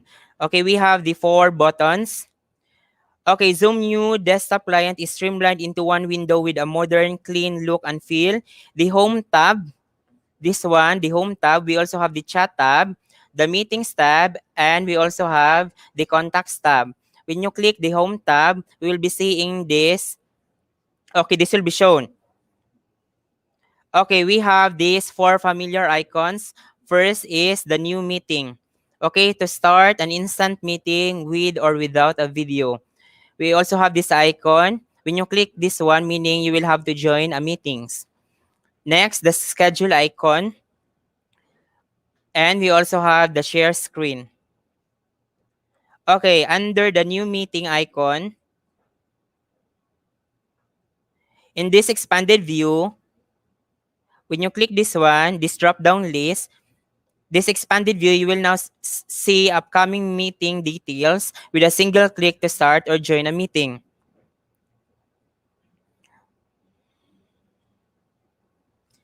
And also, we have this profile picture from your web portal, this one. We also have the application settings.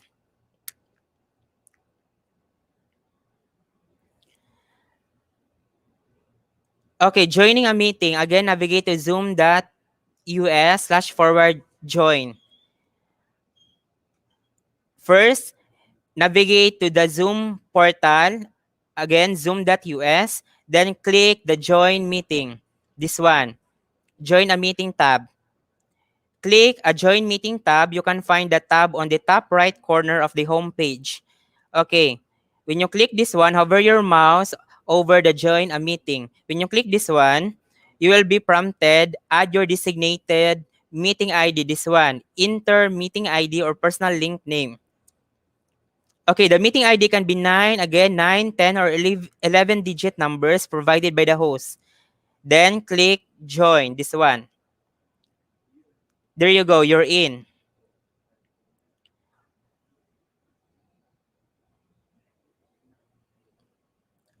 Now, how to start a meeting? Again, navigate to zoom.us or go to zoom.us.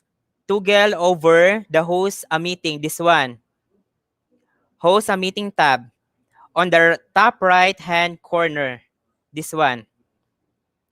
Choose whether you would like to keep video chat on or off. Again, toggle this host a meeting tab with video off or with video on or screen share only. Then, sign in using your login information or create a new account. Then, launch the Zoom application and open. Then, send out the meeting details, including the meeting ID or the link. There you go, you have created a meeting.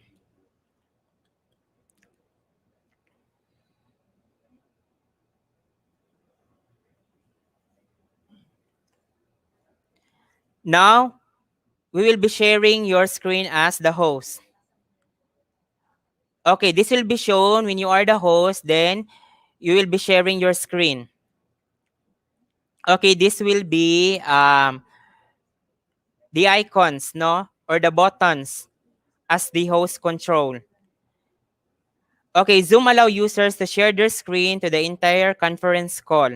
To do, simply click this highlighted green color, share screen, at the bottom of your window. Then, to stop sharing the screen, simply click stop sharing.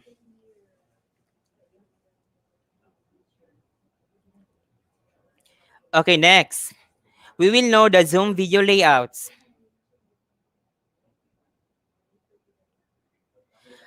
Okay, there are 3 video layouts when no one in the meeting is screen sharing. First, we have the speaker view.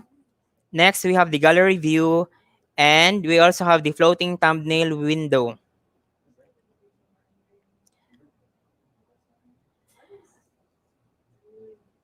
Okay, this is now the speaker view.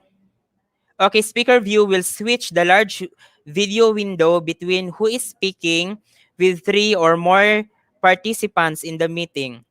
If it's just you and one other participant, your video will be smaller at the top and their video will appear below. While in the meeting, you can customize the video order or switch between speaker and gallery view. Again, this is our speaker view.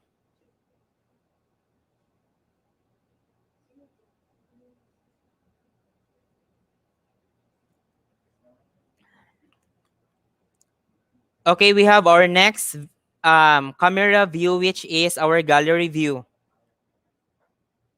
Okay, this will be shown when we click our gallery view. Okay, what is gallery view? Okay, gallery view lets you see thumbnail display, no, these pictures. Thumbnail displays of participants, no, you will be seeing multiple participants, no, in a grid pattern, no, which expands and contracts as participants join and leave the meeting, depending, and it can display up to 49 participants in a single screen on the gallery view. If more than, okay, in a case, if more than 49 attendees, there, if more than 49 attendees are in the meeting, 49 thumbnails are displayed on each page. So meaning you can view up to 1,000 thumbnails by clicking the right or left arrow in the gallery view to display the next page of other set of 49 participants.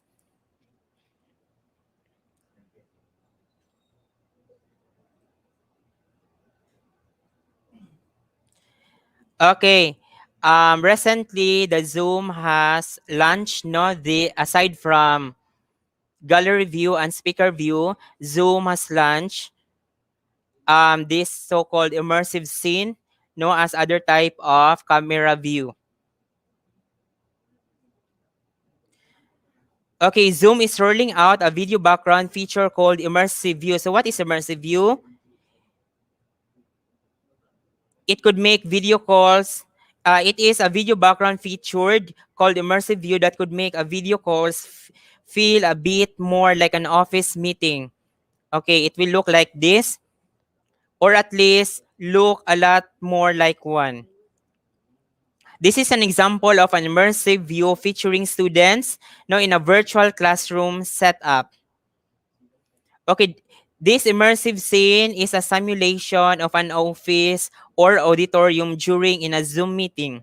It is already available for free and pro accounts attending meetings and webinars with up to only 25 participants.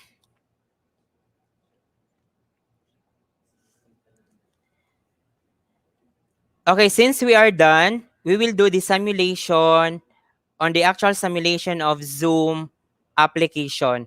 Then we will have a break for 1 minute, I think.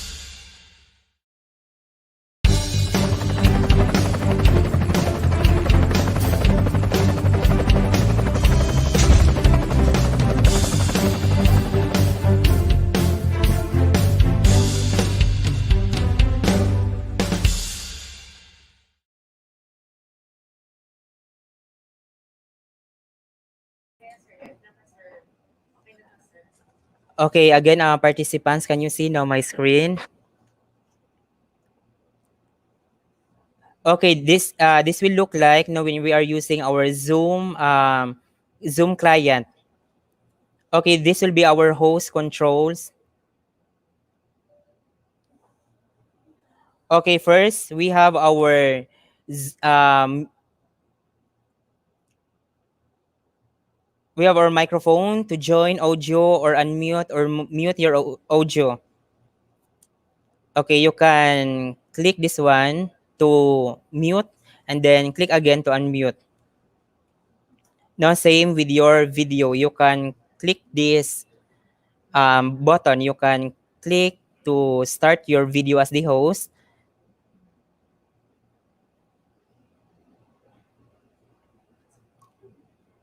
You can also click again to stop your video.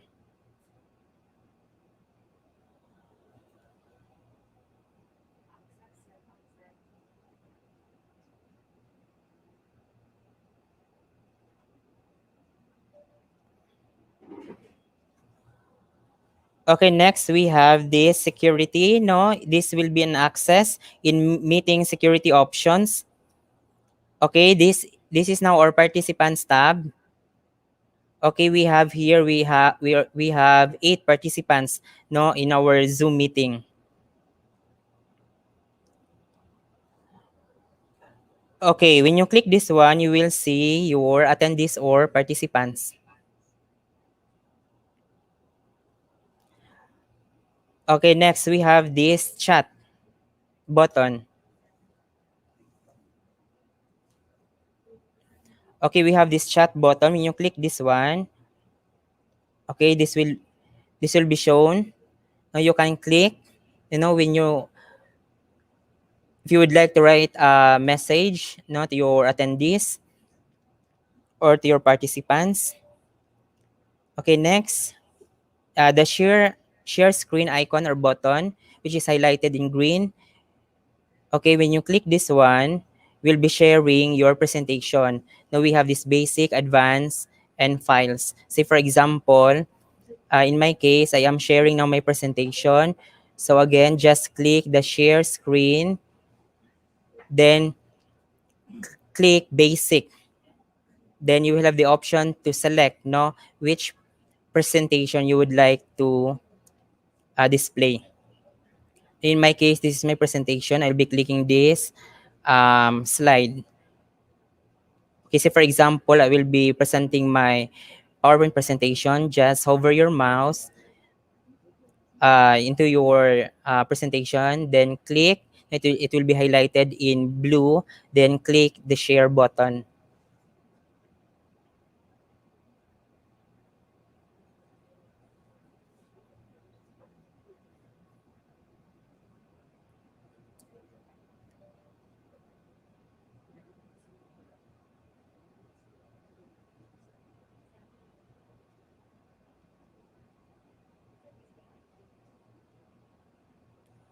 Okay, there you go. Okay, we will back to our Zoom presentation.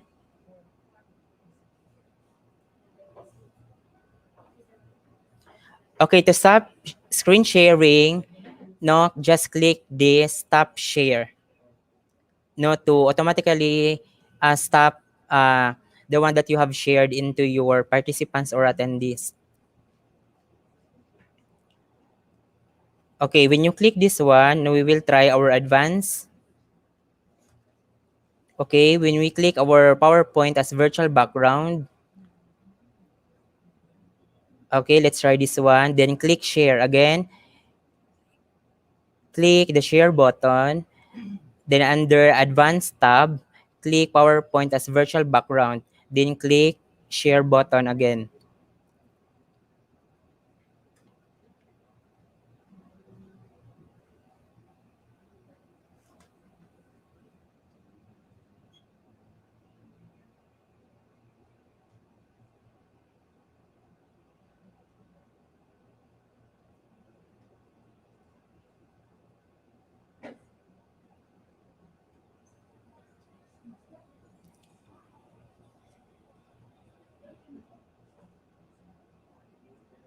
Okay, it is still loading. We'll just have to wait for it to, okay, for a while.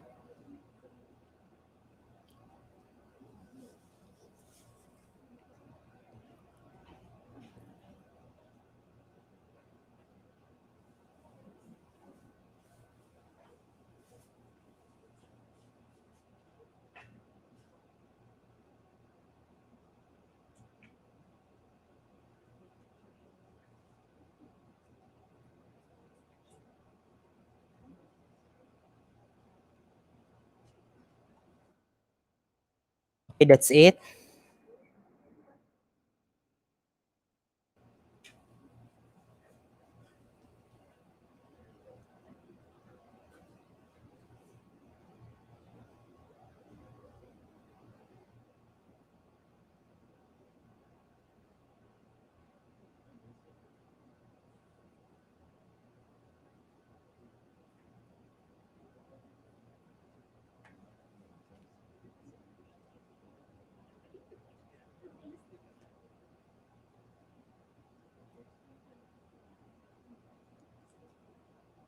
Okay, again, when you click the share button, we have the basic, the advanced, and you could also share your files.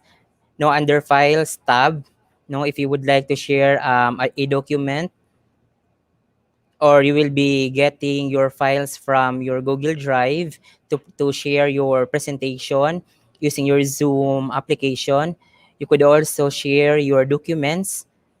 No, vice versa. You can download and you can present no, from Dropbox, Microsoft OneDrive, or using your Google Drive. No, in advance, no, we have again PowerPoint as virtual background, portion of your screen, computer audio, video, and the content from your second camera. And in basic tab, no, normally you will see the window, no, applications from your window. Then once you have selected, just click share. Okay, we will move to our next icon, which is the reactions. Okay, we have this array of reactions. We have this, okay. For example, we will click the thumbs up. Okay, my reactions will be displayed to my participants or attendees. Okay, heart reactions, and so on and so forth. Okay, now we are on our pulse icon. So what is pulse or pulling? It allows you to create, edit, and launch your pulse. Okay, the options to create launch pulse will open up in the Zoom web portal in your default browser. Okay, if a poll host has already been created, both host and co-host can launch the poll, but only the host can edit or add polls to the meeting. Okay, next,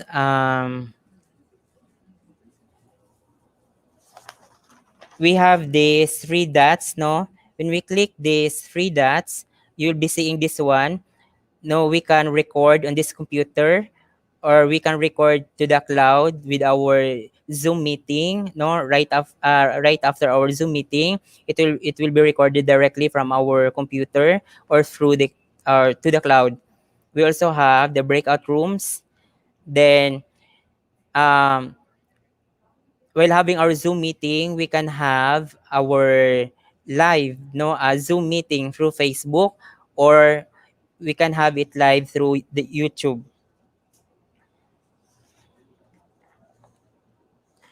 Okay, what is the purpose of these breakout rooms? Now, if you click these three dots, then click breakout rooms. Now, this features is available on Pro accounts. Now, when you click these breakout rooms, we have this assign automatically, assign manually, or let participants choose room. So, what is breakout rooms? Now, it allows you to split your Zoom meeting in up to 50 separate sessions. The meeting host can choose to split the participants of the meeting into these separate sessions. Okay, we will do now the breakout rooms. Here we have,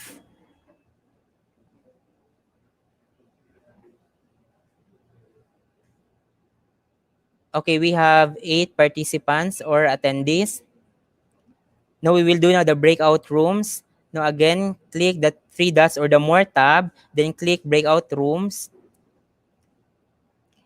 Then, depending on your preference, you can assign automatically or assign manually, or let the participants choose room.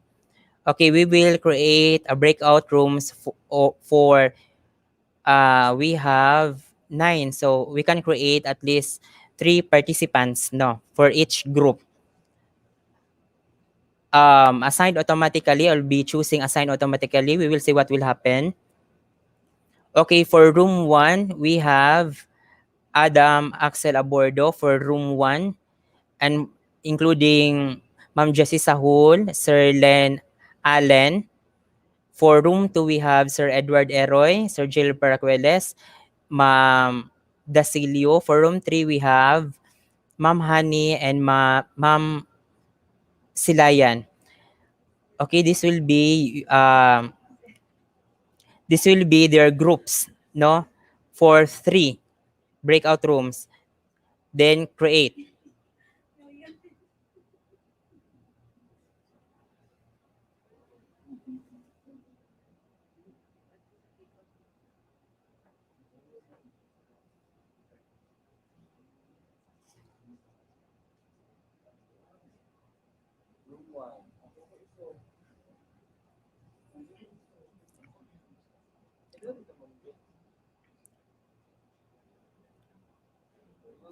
Okay, when you close your breakout rooms, no, it will prompt you. All breakout rooms will close in no less than a minute. Now again, we will try again. Okay, this breakout rooms is really beneficial, no, especially to us. No, when we are having our classroom instruction, we can do the groupings, no, classroom groupings. Again, click more, then breakout rooms.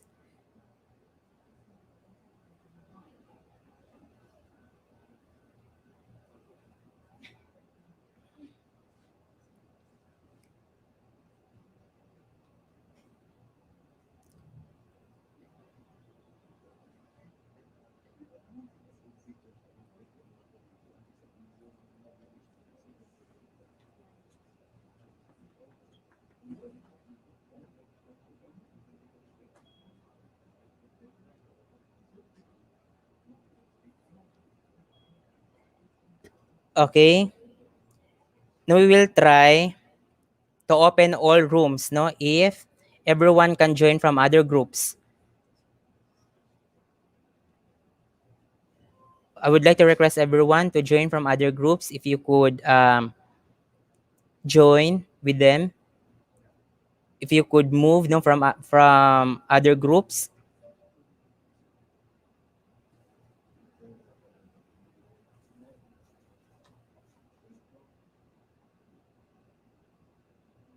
Okay, there we have it. Okay, I will go to room 1. No, using the breakout rooms, I will visit to room 1, or I will join to room 1. We will see what will happen. No, as the host, no, I can join to any other groups. Now, say for example, I will be joining now group 1 or room 1. No, who will be inside this room 1 or group 1?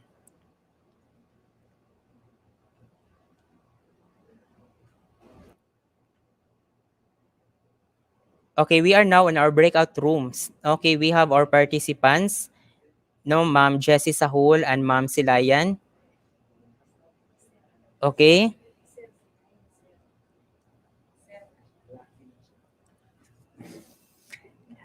Okay. I would like to leave this room and I will visit to other room. No, I will be returning to my main session.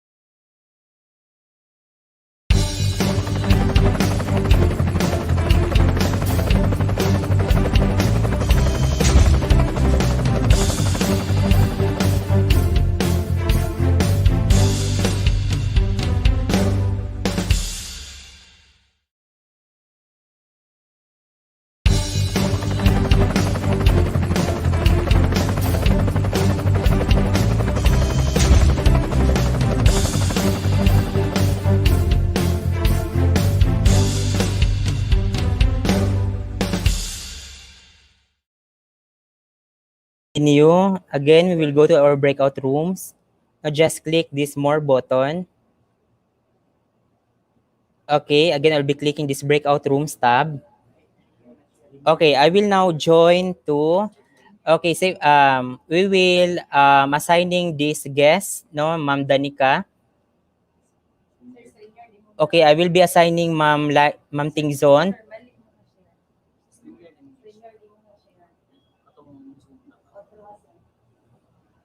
Okay, for a while po.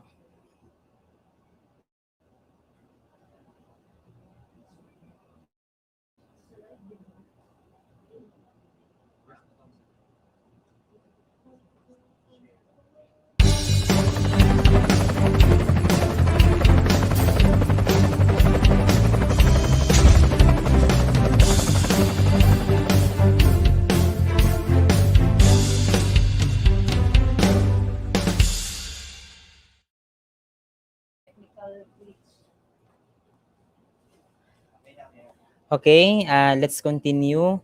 Okay, we have here for our breakout rooms, we have Ma'am Lailani, Ma'am Bautista, and Ma'am Daya. Okay, I would like to assign Ma'am Lailani to, say for example, room 4 or room 3.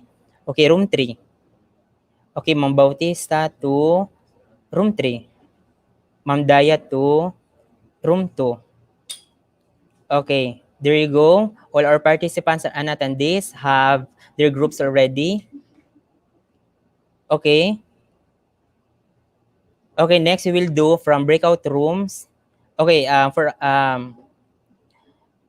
will just I will try to visit room 3. I will be joining room 3.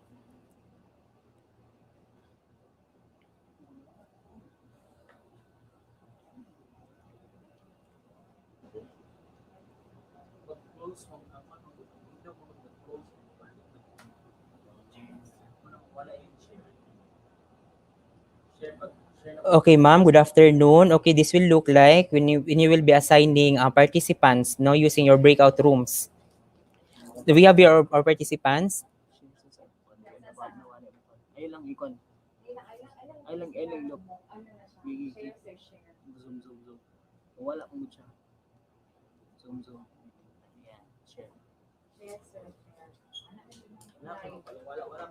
Okay, we have here our participants. Okay, Ma'am Lailani, Ma'am Bautista, Ma'am Len, Sir J. Lord. Okay, here's our participants for room 3. Okay, I will now leave the room 3.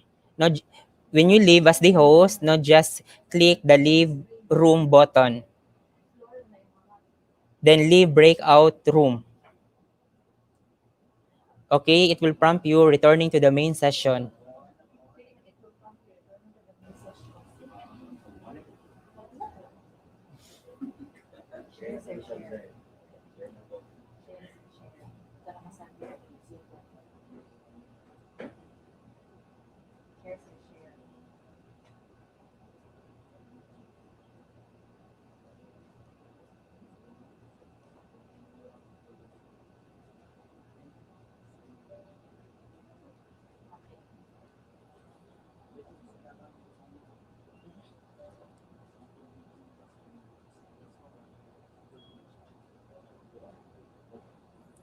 Okay, again, we will now go back to our breakout rooms. Now again, just click more, then click breakout rooms. Now we will just try to close all rooms. Now what will happen? Okay, all breakout rooms will be closed in less than a minute. Now we will try to see what will happen.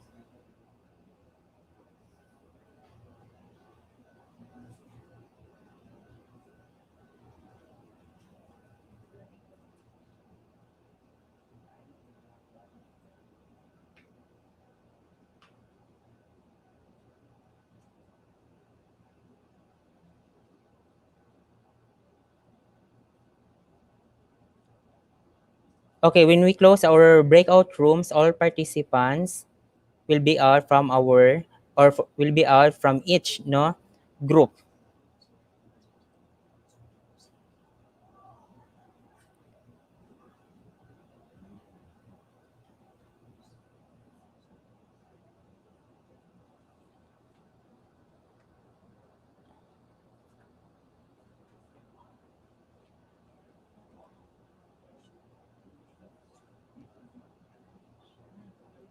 Okay, a while ago, we have created a breakout rooms, automatically assigning. Now we will create a room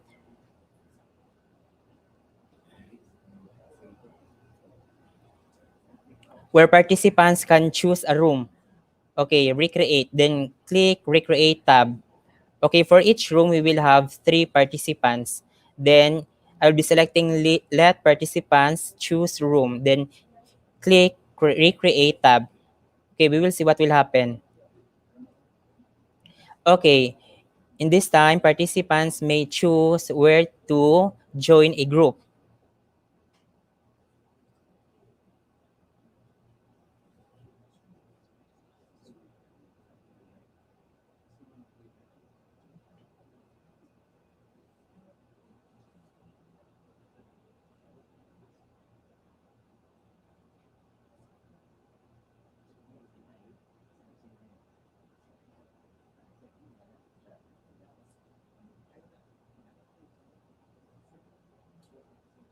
Okay, participants, you may now choose your groups.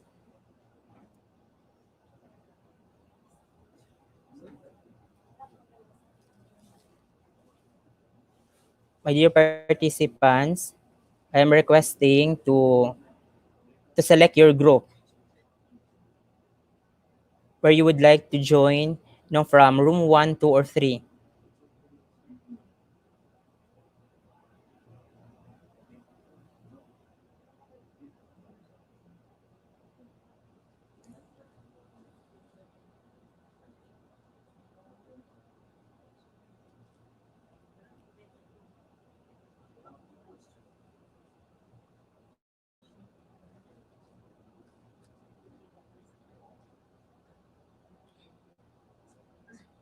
Okay, we have, for room 1, we have Ma'am Honey.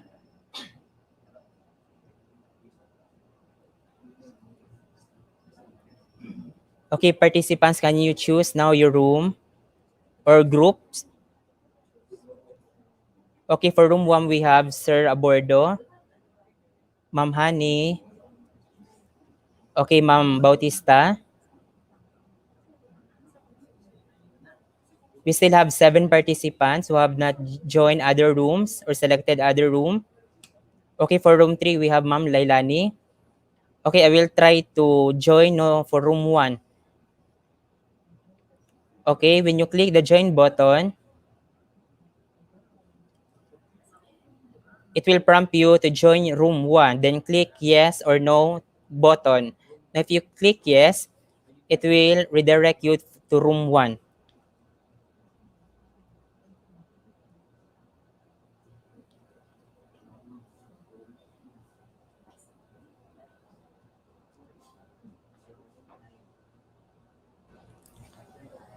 Okay, as the meeting host, no, all participants coming from room 1 will be joined with together with the host.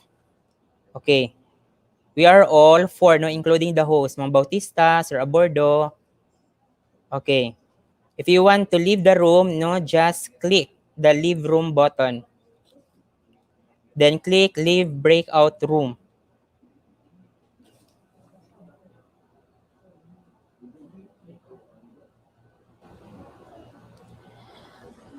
Okay. Again, we will click the breakout rooms. Now we are done on assigning. We are done on assigning it manually and automatically. Okay, we'll just wait for a minute to close the breakout room session.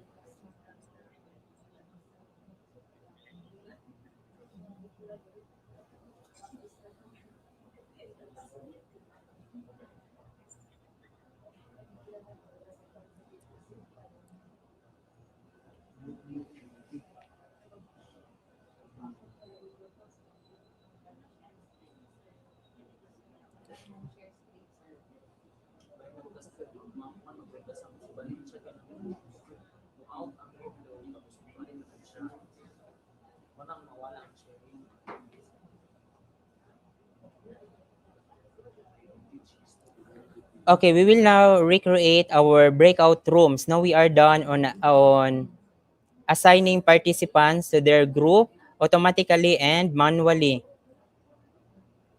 Okay, we will now recreate. Okay, you as the host, you will be assigning it manually. No, it will depends on the as the host.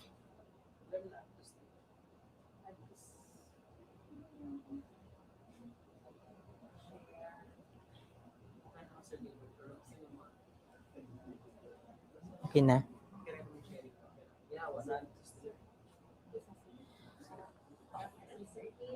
Okay, we have these three options. First, we can assign participants no manually. This one assign manually. Second, we have this option assigned automatically. And the third, let's participants choose room. When you click assigned manually as the host, you have the privilege to assign your participants manually to the groups. No. Then click recreate button. Then open all rooms. Okay, say for example, I have here Sir Adam. I would like to assign Sir Adam to room 1, to room 2. Okay.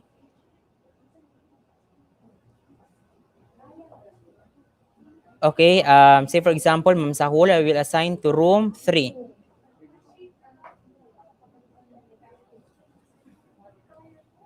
Okay, that's it. Okay, we are now done with our breakout rooms. Now, to simply end our breakout rooms, we will have to click our close all rooms.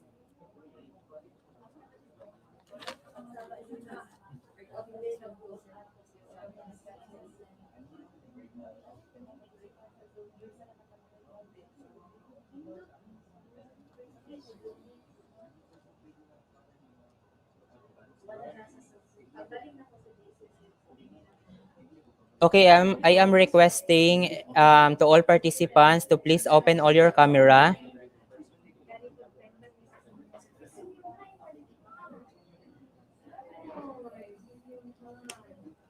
Okay, you will see this screen. So we have, again, we will be back with our types of views, no? Host speaker view. We have our speaker view, we have our gallery view and immersive scene. When we click gallery view, no, this will look like no a list of participants in a grid pattern. No, this will look like when you click the gallery view. When you click the speaker view,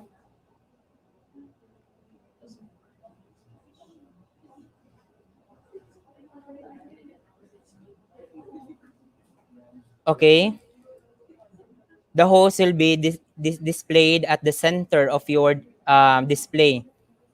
Okay, when we click this immersive scene, no, what will happen? Okay, when you click the immersive scene, aside from gallery view and the speaker view, again, click view, then immersive scene. Now we have here options, no, to select as an immersive view or background. We have here the art or the gallery. We have here the auditorium, which can accommodate up to 25 participants. Boardroom can only accommodate for 6 participants. Now we will try to use this auditorium. Now just click this, then click start button. Now we will try to see what will happen.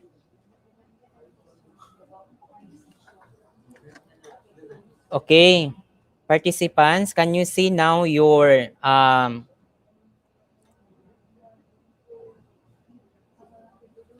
you see your display now? Okay, this will look like when you click the immersive scene. Okay, we will have to try other immersive background. Again, just click the view, then click change immersive view. Okay, we will try to select the boardroom, which only accommodate 6 participants or attendees. Click this one, then click start.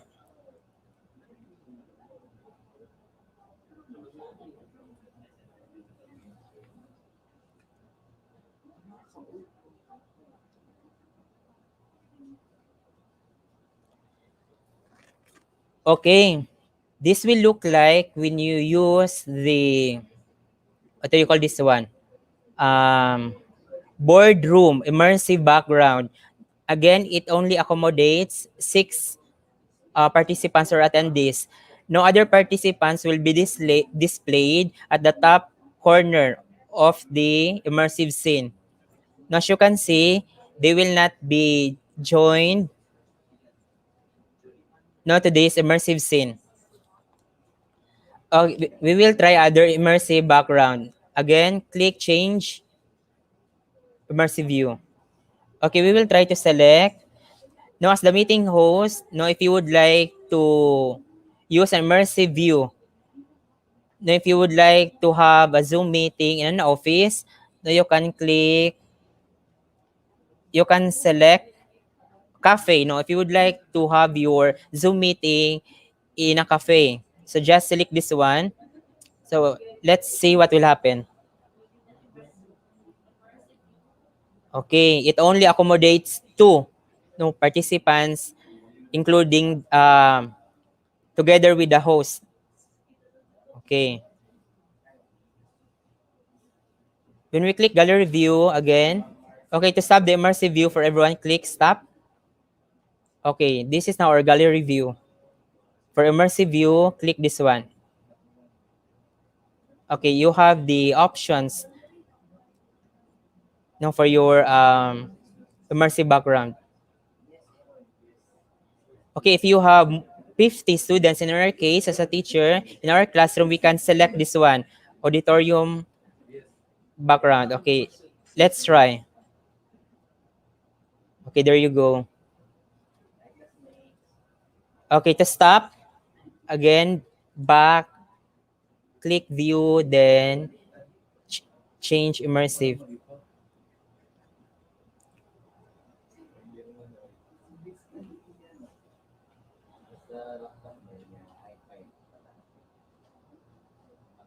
Okay, we also have, okay, how to share your,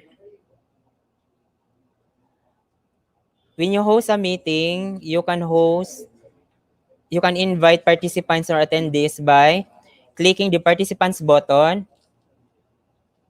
Okay, click this one, then click invite. Okay, you can click the copy invite link, then paste it using your preferred email services. You can directly paste it using your messenger under contact tabs and under email tab. Okay, this one. Okay, so for example, under contact tab, I will copy invite link or copy invitation, copy invite link.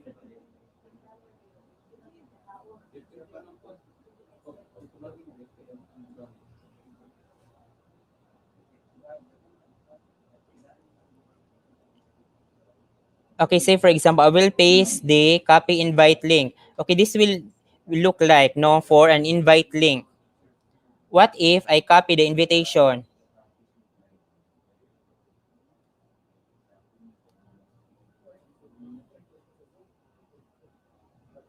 Okay, this will look like when you copy invitation.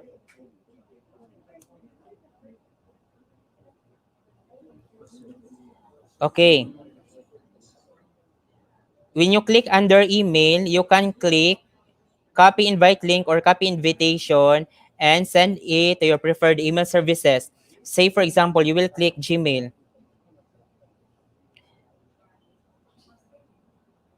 It will redirect you to your preferred email services. Say, for example, Gmail. I choose Gmail.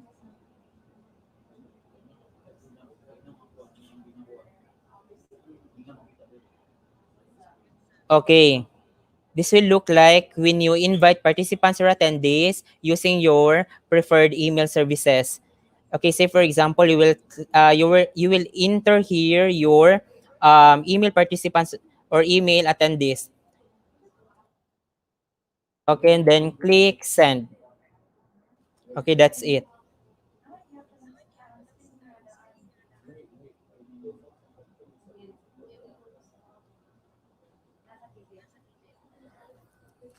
Okay, let's proceed to our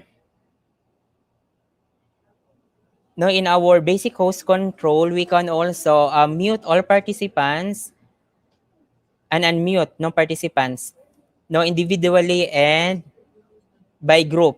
Let's say, for example, I will mute. Okay, since the microphone of Ma'am Jessie is on, I will try to mute no her microphone. No, just click mute tab. Okay, what will happen? You will see for what will happen.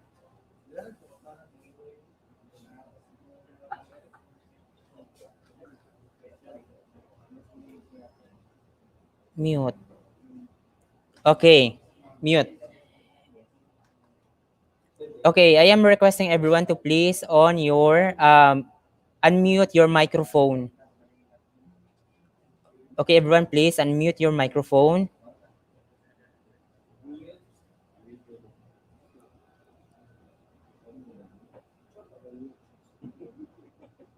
Okay, as the host, you can mute all participants by clicking the mute all button.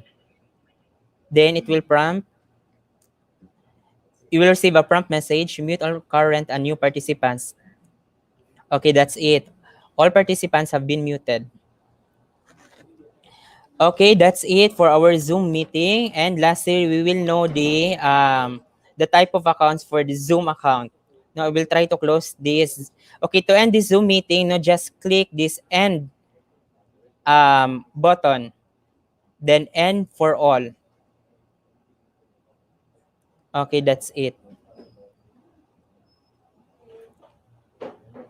Okay, for our Zoom accounts,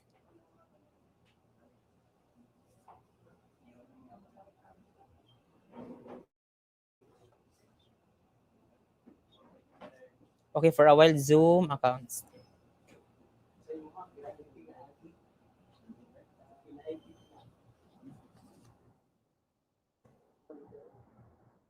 Okay, I will share screen now, my presentation.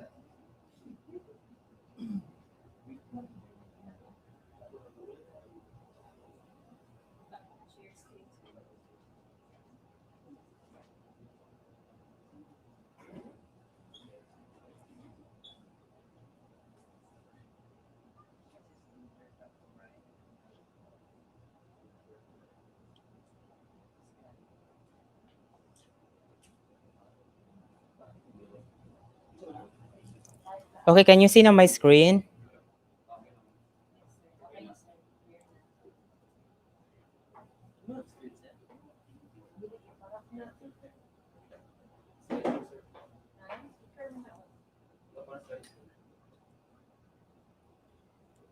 Okay, now we will know our Zoom accounts. Now we have this basic or the free accounts, and we also have the pro or the licensed one.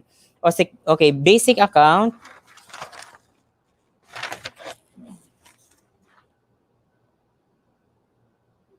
Okay, what is a basic account?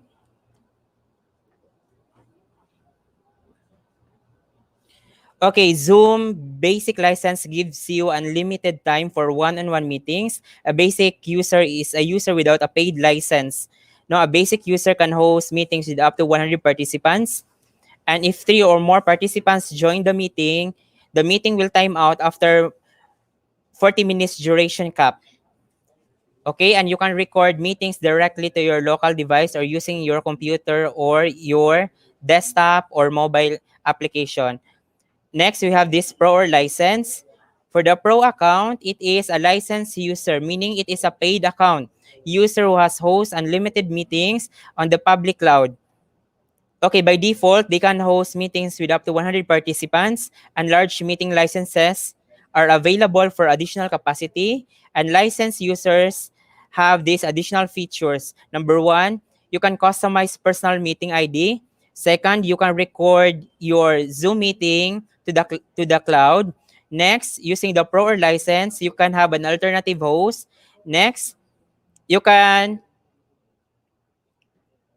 assign others to schedule and schedule on behalf of you. And you have your Pro license. It comes with 1 gigabyte of cloud recording space at no additional cost. That is the features for pro license. Now also it has breakout rooms or the co-hosts.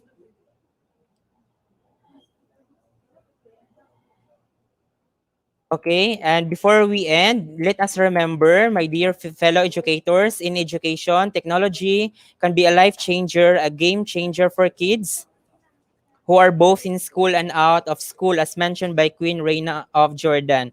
Okay, that would be all. This has been your presenter for Zoom accounts. No, I'm Sir Gilbert Erasmo from Brayong National High School. That would be all. Thank you very much.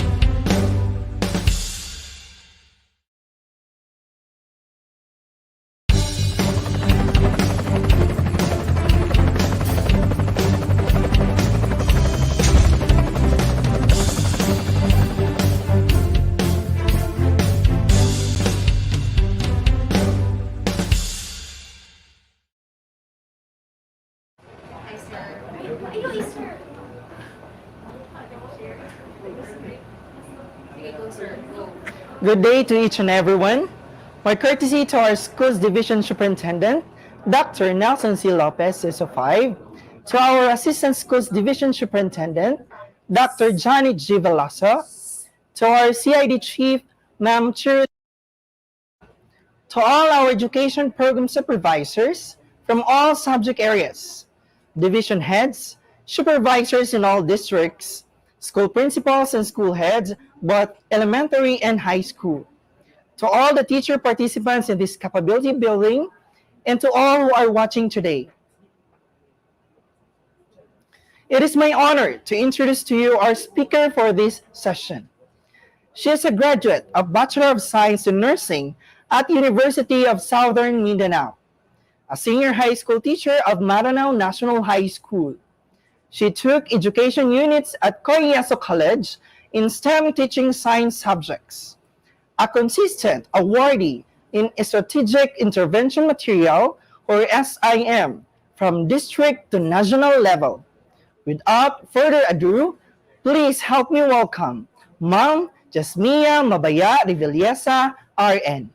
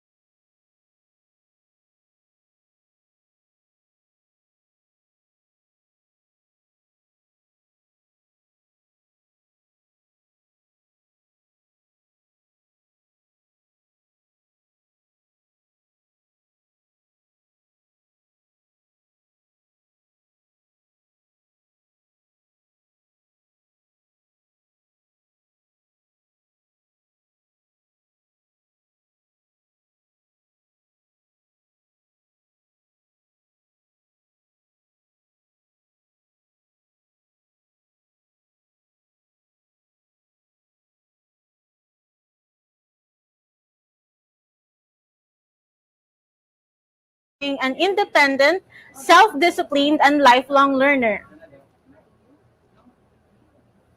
Seeing the current situation of the Philippine Academe, in this unexpected transformation, ClassIn is providing free support to help teachers, school administrators, and students get back to the learning environment in the new normal. ClassIn creates an online classroom environment where teachers can teach and interact with students as if they were in their physical campus. As a teaching tool, ClassIn not only provides video conferencing as a base feature, but also provides an integrated, interactive, virtual whiteboard where teachers can conduct their classes. The built-in teaching tools such as timer, small blackboard, text collaborator, screen sharing, and icon to raise hands, which involve typical activities in a classroom, help teachers create an engaging classroom environment where students will less likely see learning as a boring task. ClassIn is a user-friendly application taking only minutes to memorize tools and utilize in class. The tools are easy to understand, especially for beginners.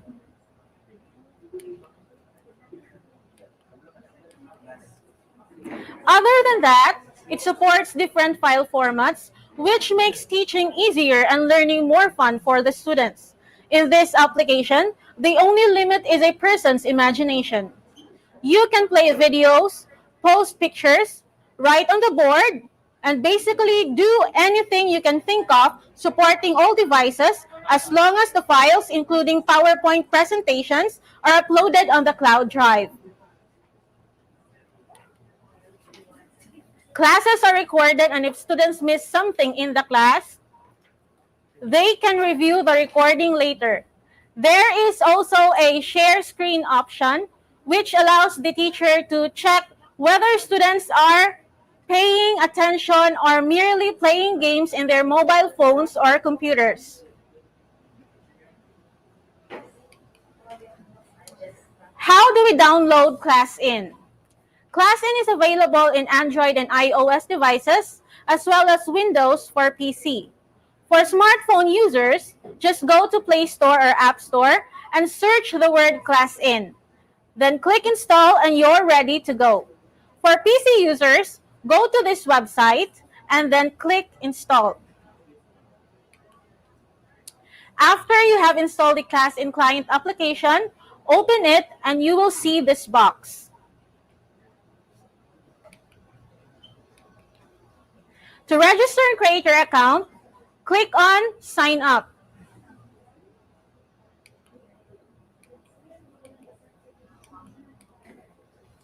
Then, enter your phone number and send a text message with a code to confirm your number.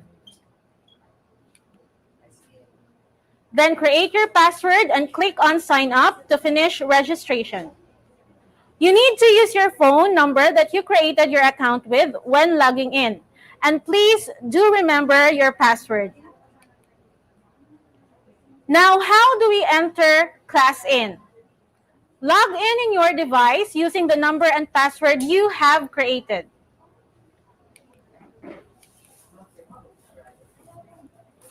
You will then be redirected to the ClassIn homepage. To create a classroom and start a class, click Public Course.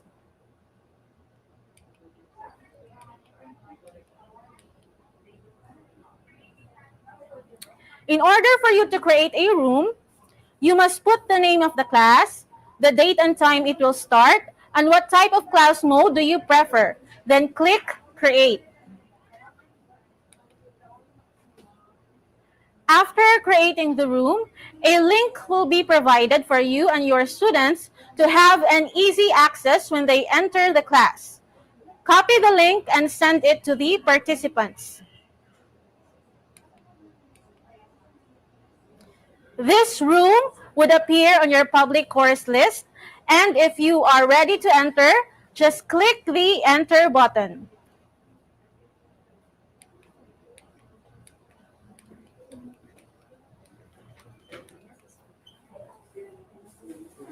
A room would appear, and what you will have to do is just wait for the participants to enter, and you are ready to begin the class.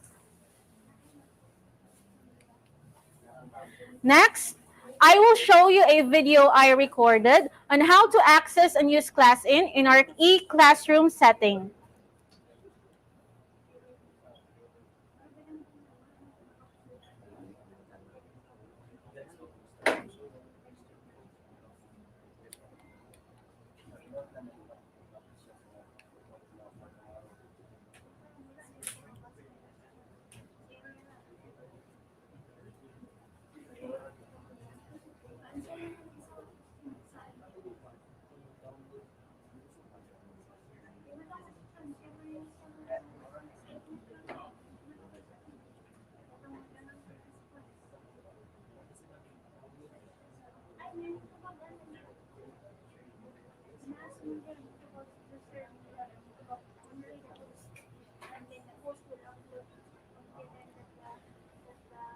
Video.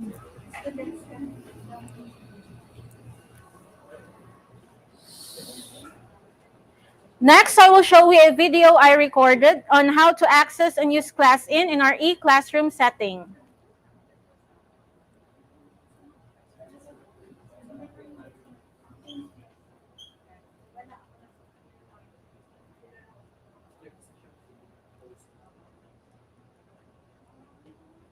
When we are the facilitator or the teacher, it is best to use a PC or laptop when teaching students. So I have installed already the application ClassIn. So double click the icon.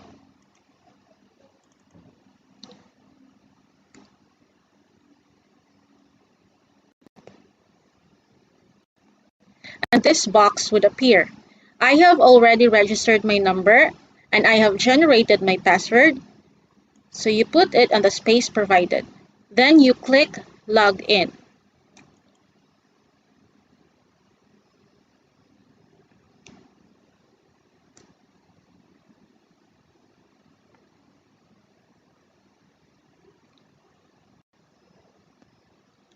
Then the ClassIn homepage would appear. As you can see, there are different icons in our homepage. When you click here, the contacts icon shows you the added contacts on your account. For example, if you have added students and teachers to your account, you can see them here. Next is the drive icon. This shows you the uploaded files that you will be using in your class. So I have uploaded 3 files for an example later. Then the icon course is where you can see your scheduled classes and the calendar of activities. So for example, you have scheduled your class on May 20, 2021. On that day, ClassIn would notify you that you will be having a class on that time and date. Now, I will be going to show you the ClassIn classroom and how it works. Welcome to our ClassIn classroom. As you can see, students are introduced to a visually pleasing and interactive type of distance learning. To mimic the environment of a real classroom, teachers and students will be using the interactive e-Blackboard for their lessons. There are 3 main parts of the ClassIn classroom. These are the stage, the Blackboard, and the tools. The stage is where you'll find the teacher and students' video screens. Users will have the freedom to enlarge or minimize the screens to their convenience. If you are the teacher, you can put yourself in the Blackboard so that the students will focus on you and what your instruction is. Meanwhile, the Blackboard is where the magic happens. Here, teachers can utilize a variety of tools like PDF, audio files, text, and drawings to teach their lessons. Students can interact with the lessons using the different Blackboard tools. The students can see whatever you post or do to the Blackboard. Next is we will discuss the different tools that we will use. This is the click tool. This tool is used to click something on the Blackboard. So if you have files here, you can use this clicker to click any file that you want to click on the Blackboard. Next is the Select and Move tool. This is used to select and move an object in the Blackboard, for example. So you can move it here on top or at the bottom. Next is the Paintbrush tool. This is used to write something on the Blackboard, for example.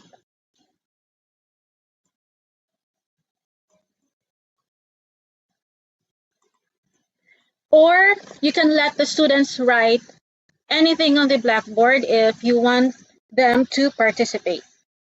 Next is the Eraser tool. This is used to erase the writings on the board, just like our usual Blackboard and eraser. So you just erase the writings on the board. Next is the text tool. This is used to type words or letters in our e-Blackboard. Hi.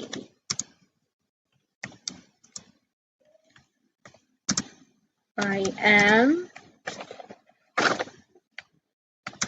teacher Jasmine. Next is the screenshot tool. It allows you to capture any activity in the classroom, and this is good also for attendance checking.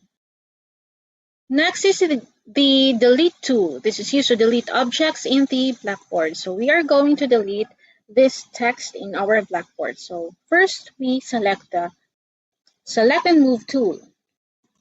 Then you click delete. Again, then delete.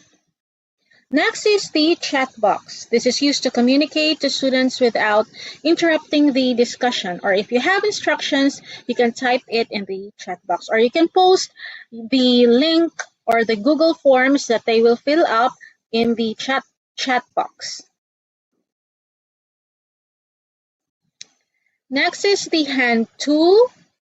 This is used virtually by students to raise their hand in class and catch their teacher's attention.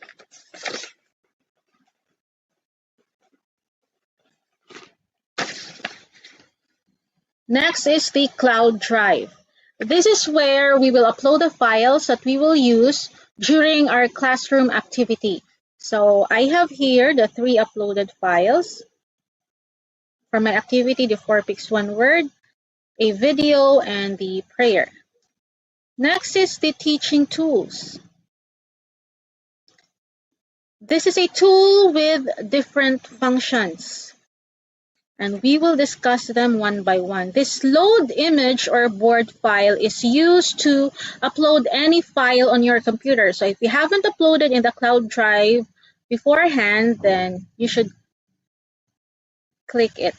Next is the save and share board file. This is used to capture what you have posted in the share board file. This is used to capture what you have posted in the Blackboard, and you will be able to share online after the class. Next is the desktop sharing. This is used to share screen in other platforms. So you can share any website or anything that is on your screen with this option. So when you click start sharing, what you see in your screen will be also seen on the participant screen. Next is the multi-way screen sharing. This tool is somehow similar to desktop sharing, but the difference is students can share their screen to the teacher, and the teacher will watch to give reviews about their screen presentations. Next is the class in mirror. It enables you to cast or mirror your mobile device to the application. So for example, if you have files that you want to show to your students, but it is not on your cloud drive or it is not on your laptop, so you can cast your mobile phone to our e-classroom. Next is our timer. Our timer is used for activities that is time bounded, as well as the stopwatch.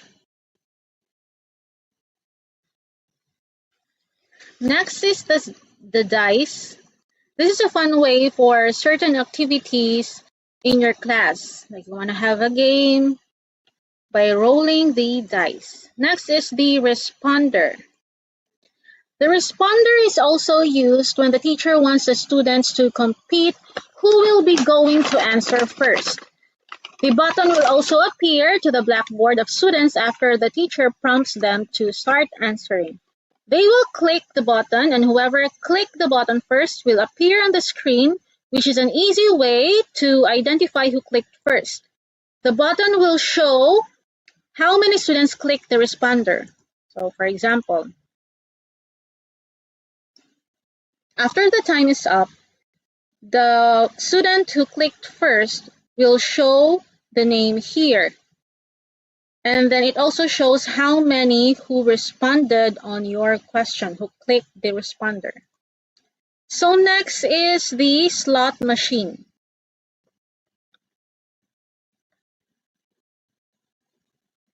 Slot machine. The slot machine is used when you want to pick students to answer randomly. For example, if you want to have a volunteer, but they don't want to raise their hands, so you will use a slot machine to pick students randomly for answering. Next is the small blackboard. This is used when you want to have a separate blackboard on the screen. You can have two types: the drawing board, where you can draw things, and the text board, where you can type. Next is the text. The text is used to type any paragraph or phrases you want the student to read, just like the small blackboard. And then the award list is a leader score board for students who got the highest points in your activity. So the names will be listed here. For example, student number 1 got 5 rewards, student number 2 got 3 rewards.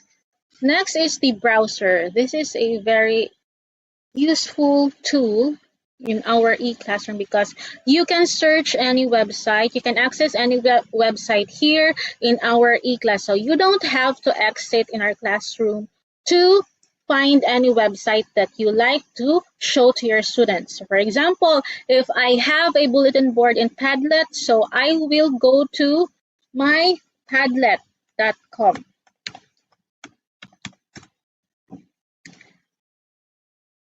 Okay, so this is it. Next is the roster.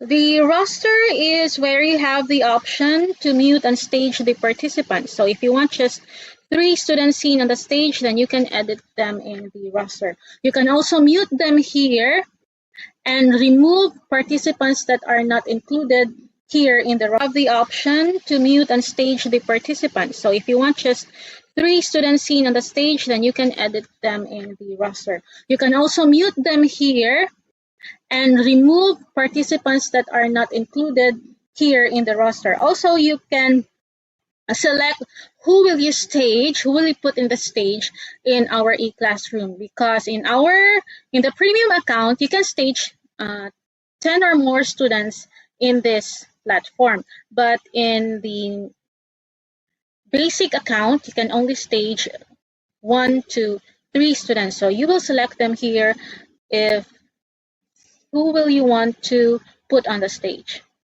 Then remember, students will be only able to interact and use certain tools when the teacher gives them the authority or the permission. Those are the basics of Class-In, so don't worry. The more you use it, the more you'll get used to it. What I like about Class-In is that it involves the participation of the students. The teacher is just only the facilitator, the one who will facilitate the discussion and the activity, and the students will be the one who will answer those games, those activities that the teacher is showing. Now, I will show you a video clip from my actual demonstration teaching using class in application last January 25, 2021.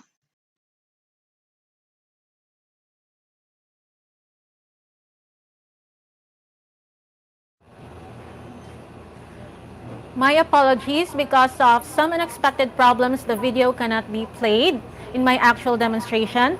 But if you want to watch actual demonstrations of the application class in, you can watch it in youtube.com. Those are just the basics of class in, and I believe that if you use it, you will discover more about it. That's it for today. I hope you learned a lot from our discussion of different topics. Thank you very much for listening and have a good day.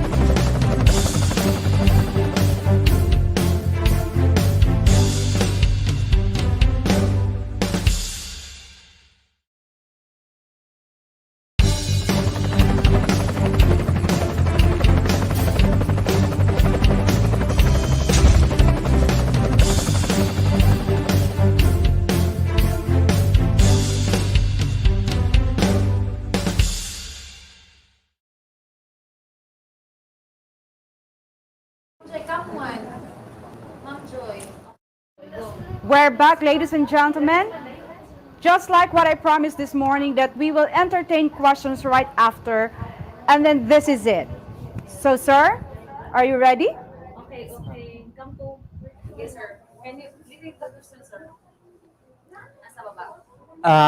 We have here a question from our participant. Now, dear participant, Sir Eroy. Now, he asked, I will read you the question. As a student or participant in Zoom, can we be able to send a private a message to specific participants? Yes po, we can do that by using the chat tab again in our Zoom features.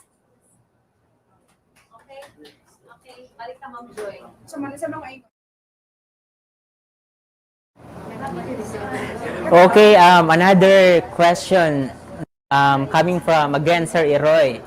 Can a participant or student download the recorded meeting? Of course, using our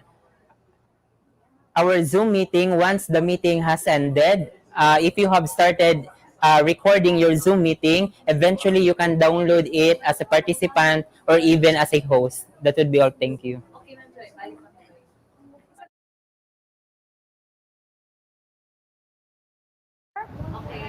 So, okay, since we don't have any more questions, let's proceed. So finally, we have ended our first day training activity. Congratulations to all our speakers, school head teacher participants. It has been a productive day for all of us. Indeed, this is a great online learning platform and experience. Reminders again to the participants to do the evaluation after the last speaker of the day. And do not forget to log in your attendance this afternoon. We will be posting the link in a few minutes. Dearest participants, we will once again award the certificates to the excellent speakers this afternoon session for their valuable service rendered to this training. I have already read the citation this morning, so may I call on our CID Chief, Ma'am Cherilyn A. Cometa, to award the certificate.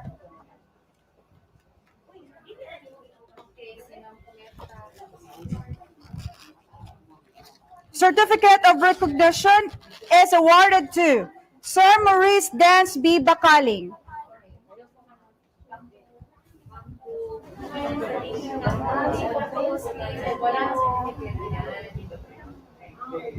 Three, two, one. Okay, sir. Ayun, ibalik ko lang sir. Okay, next. Next, ma'am. Another certificate of recognition is awarded to Sir Gilbert M. Erasmo.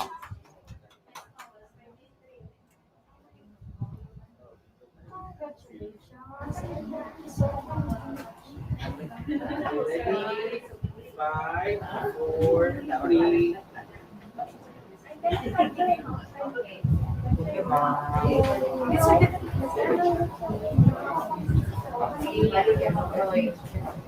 And another certificate of recognition is awarded to Ma'am Jasmia M. Revilleza.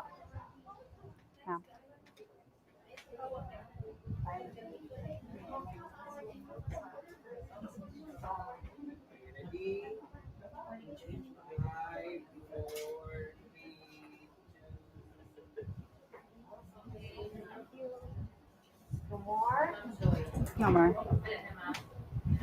And that's a wrap, everyone. Let's call it a day. See you all tomorrow. God bless us all. Stay safe, everyone. Thank you so much.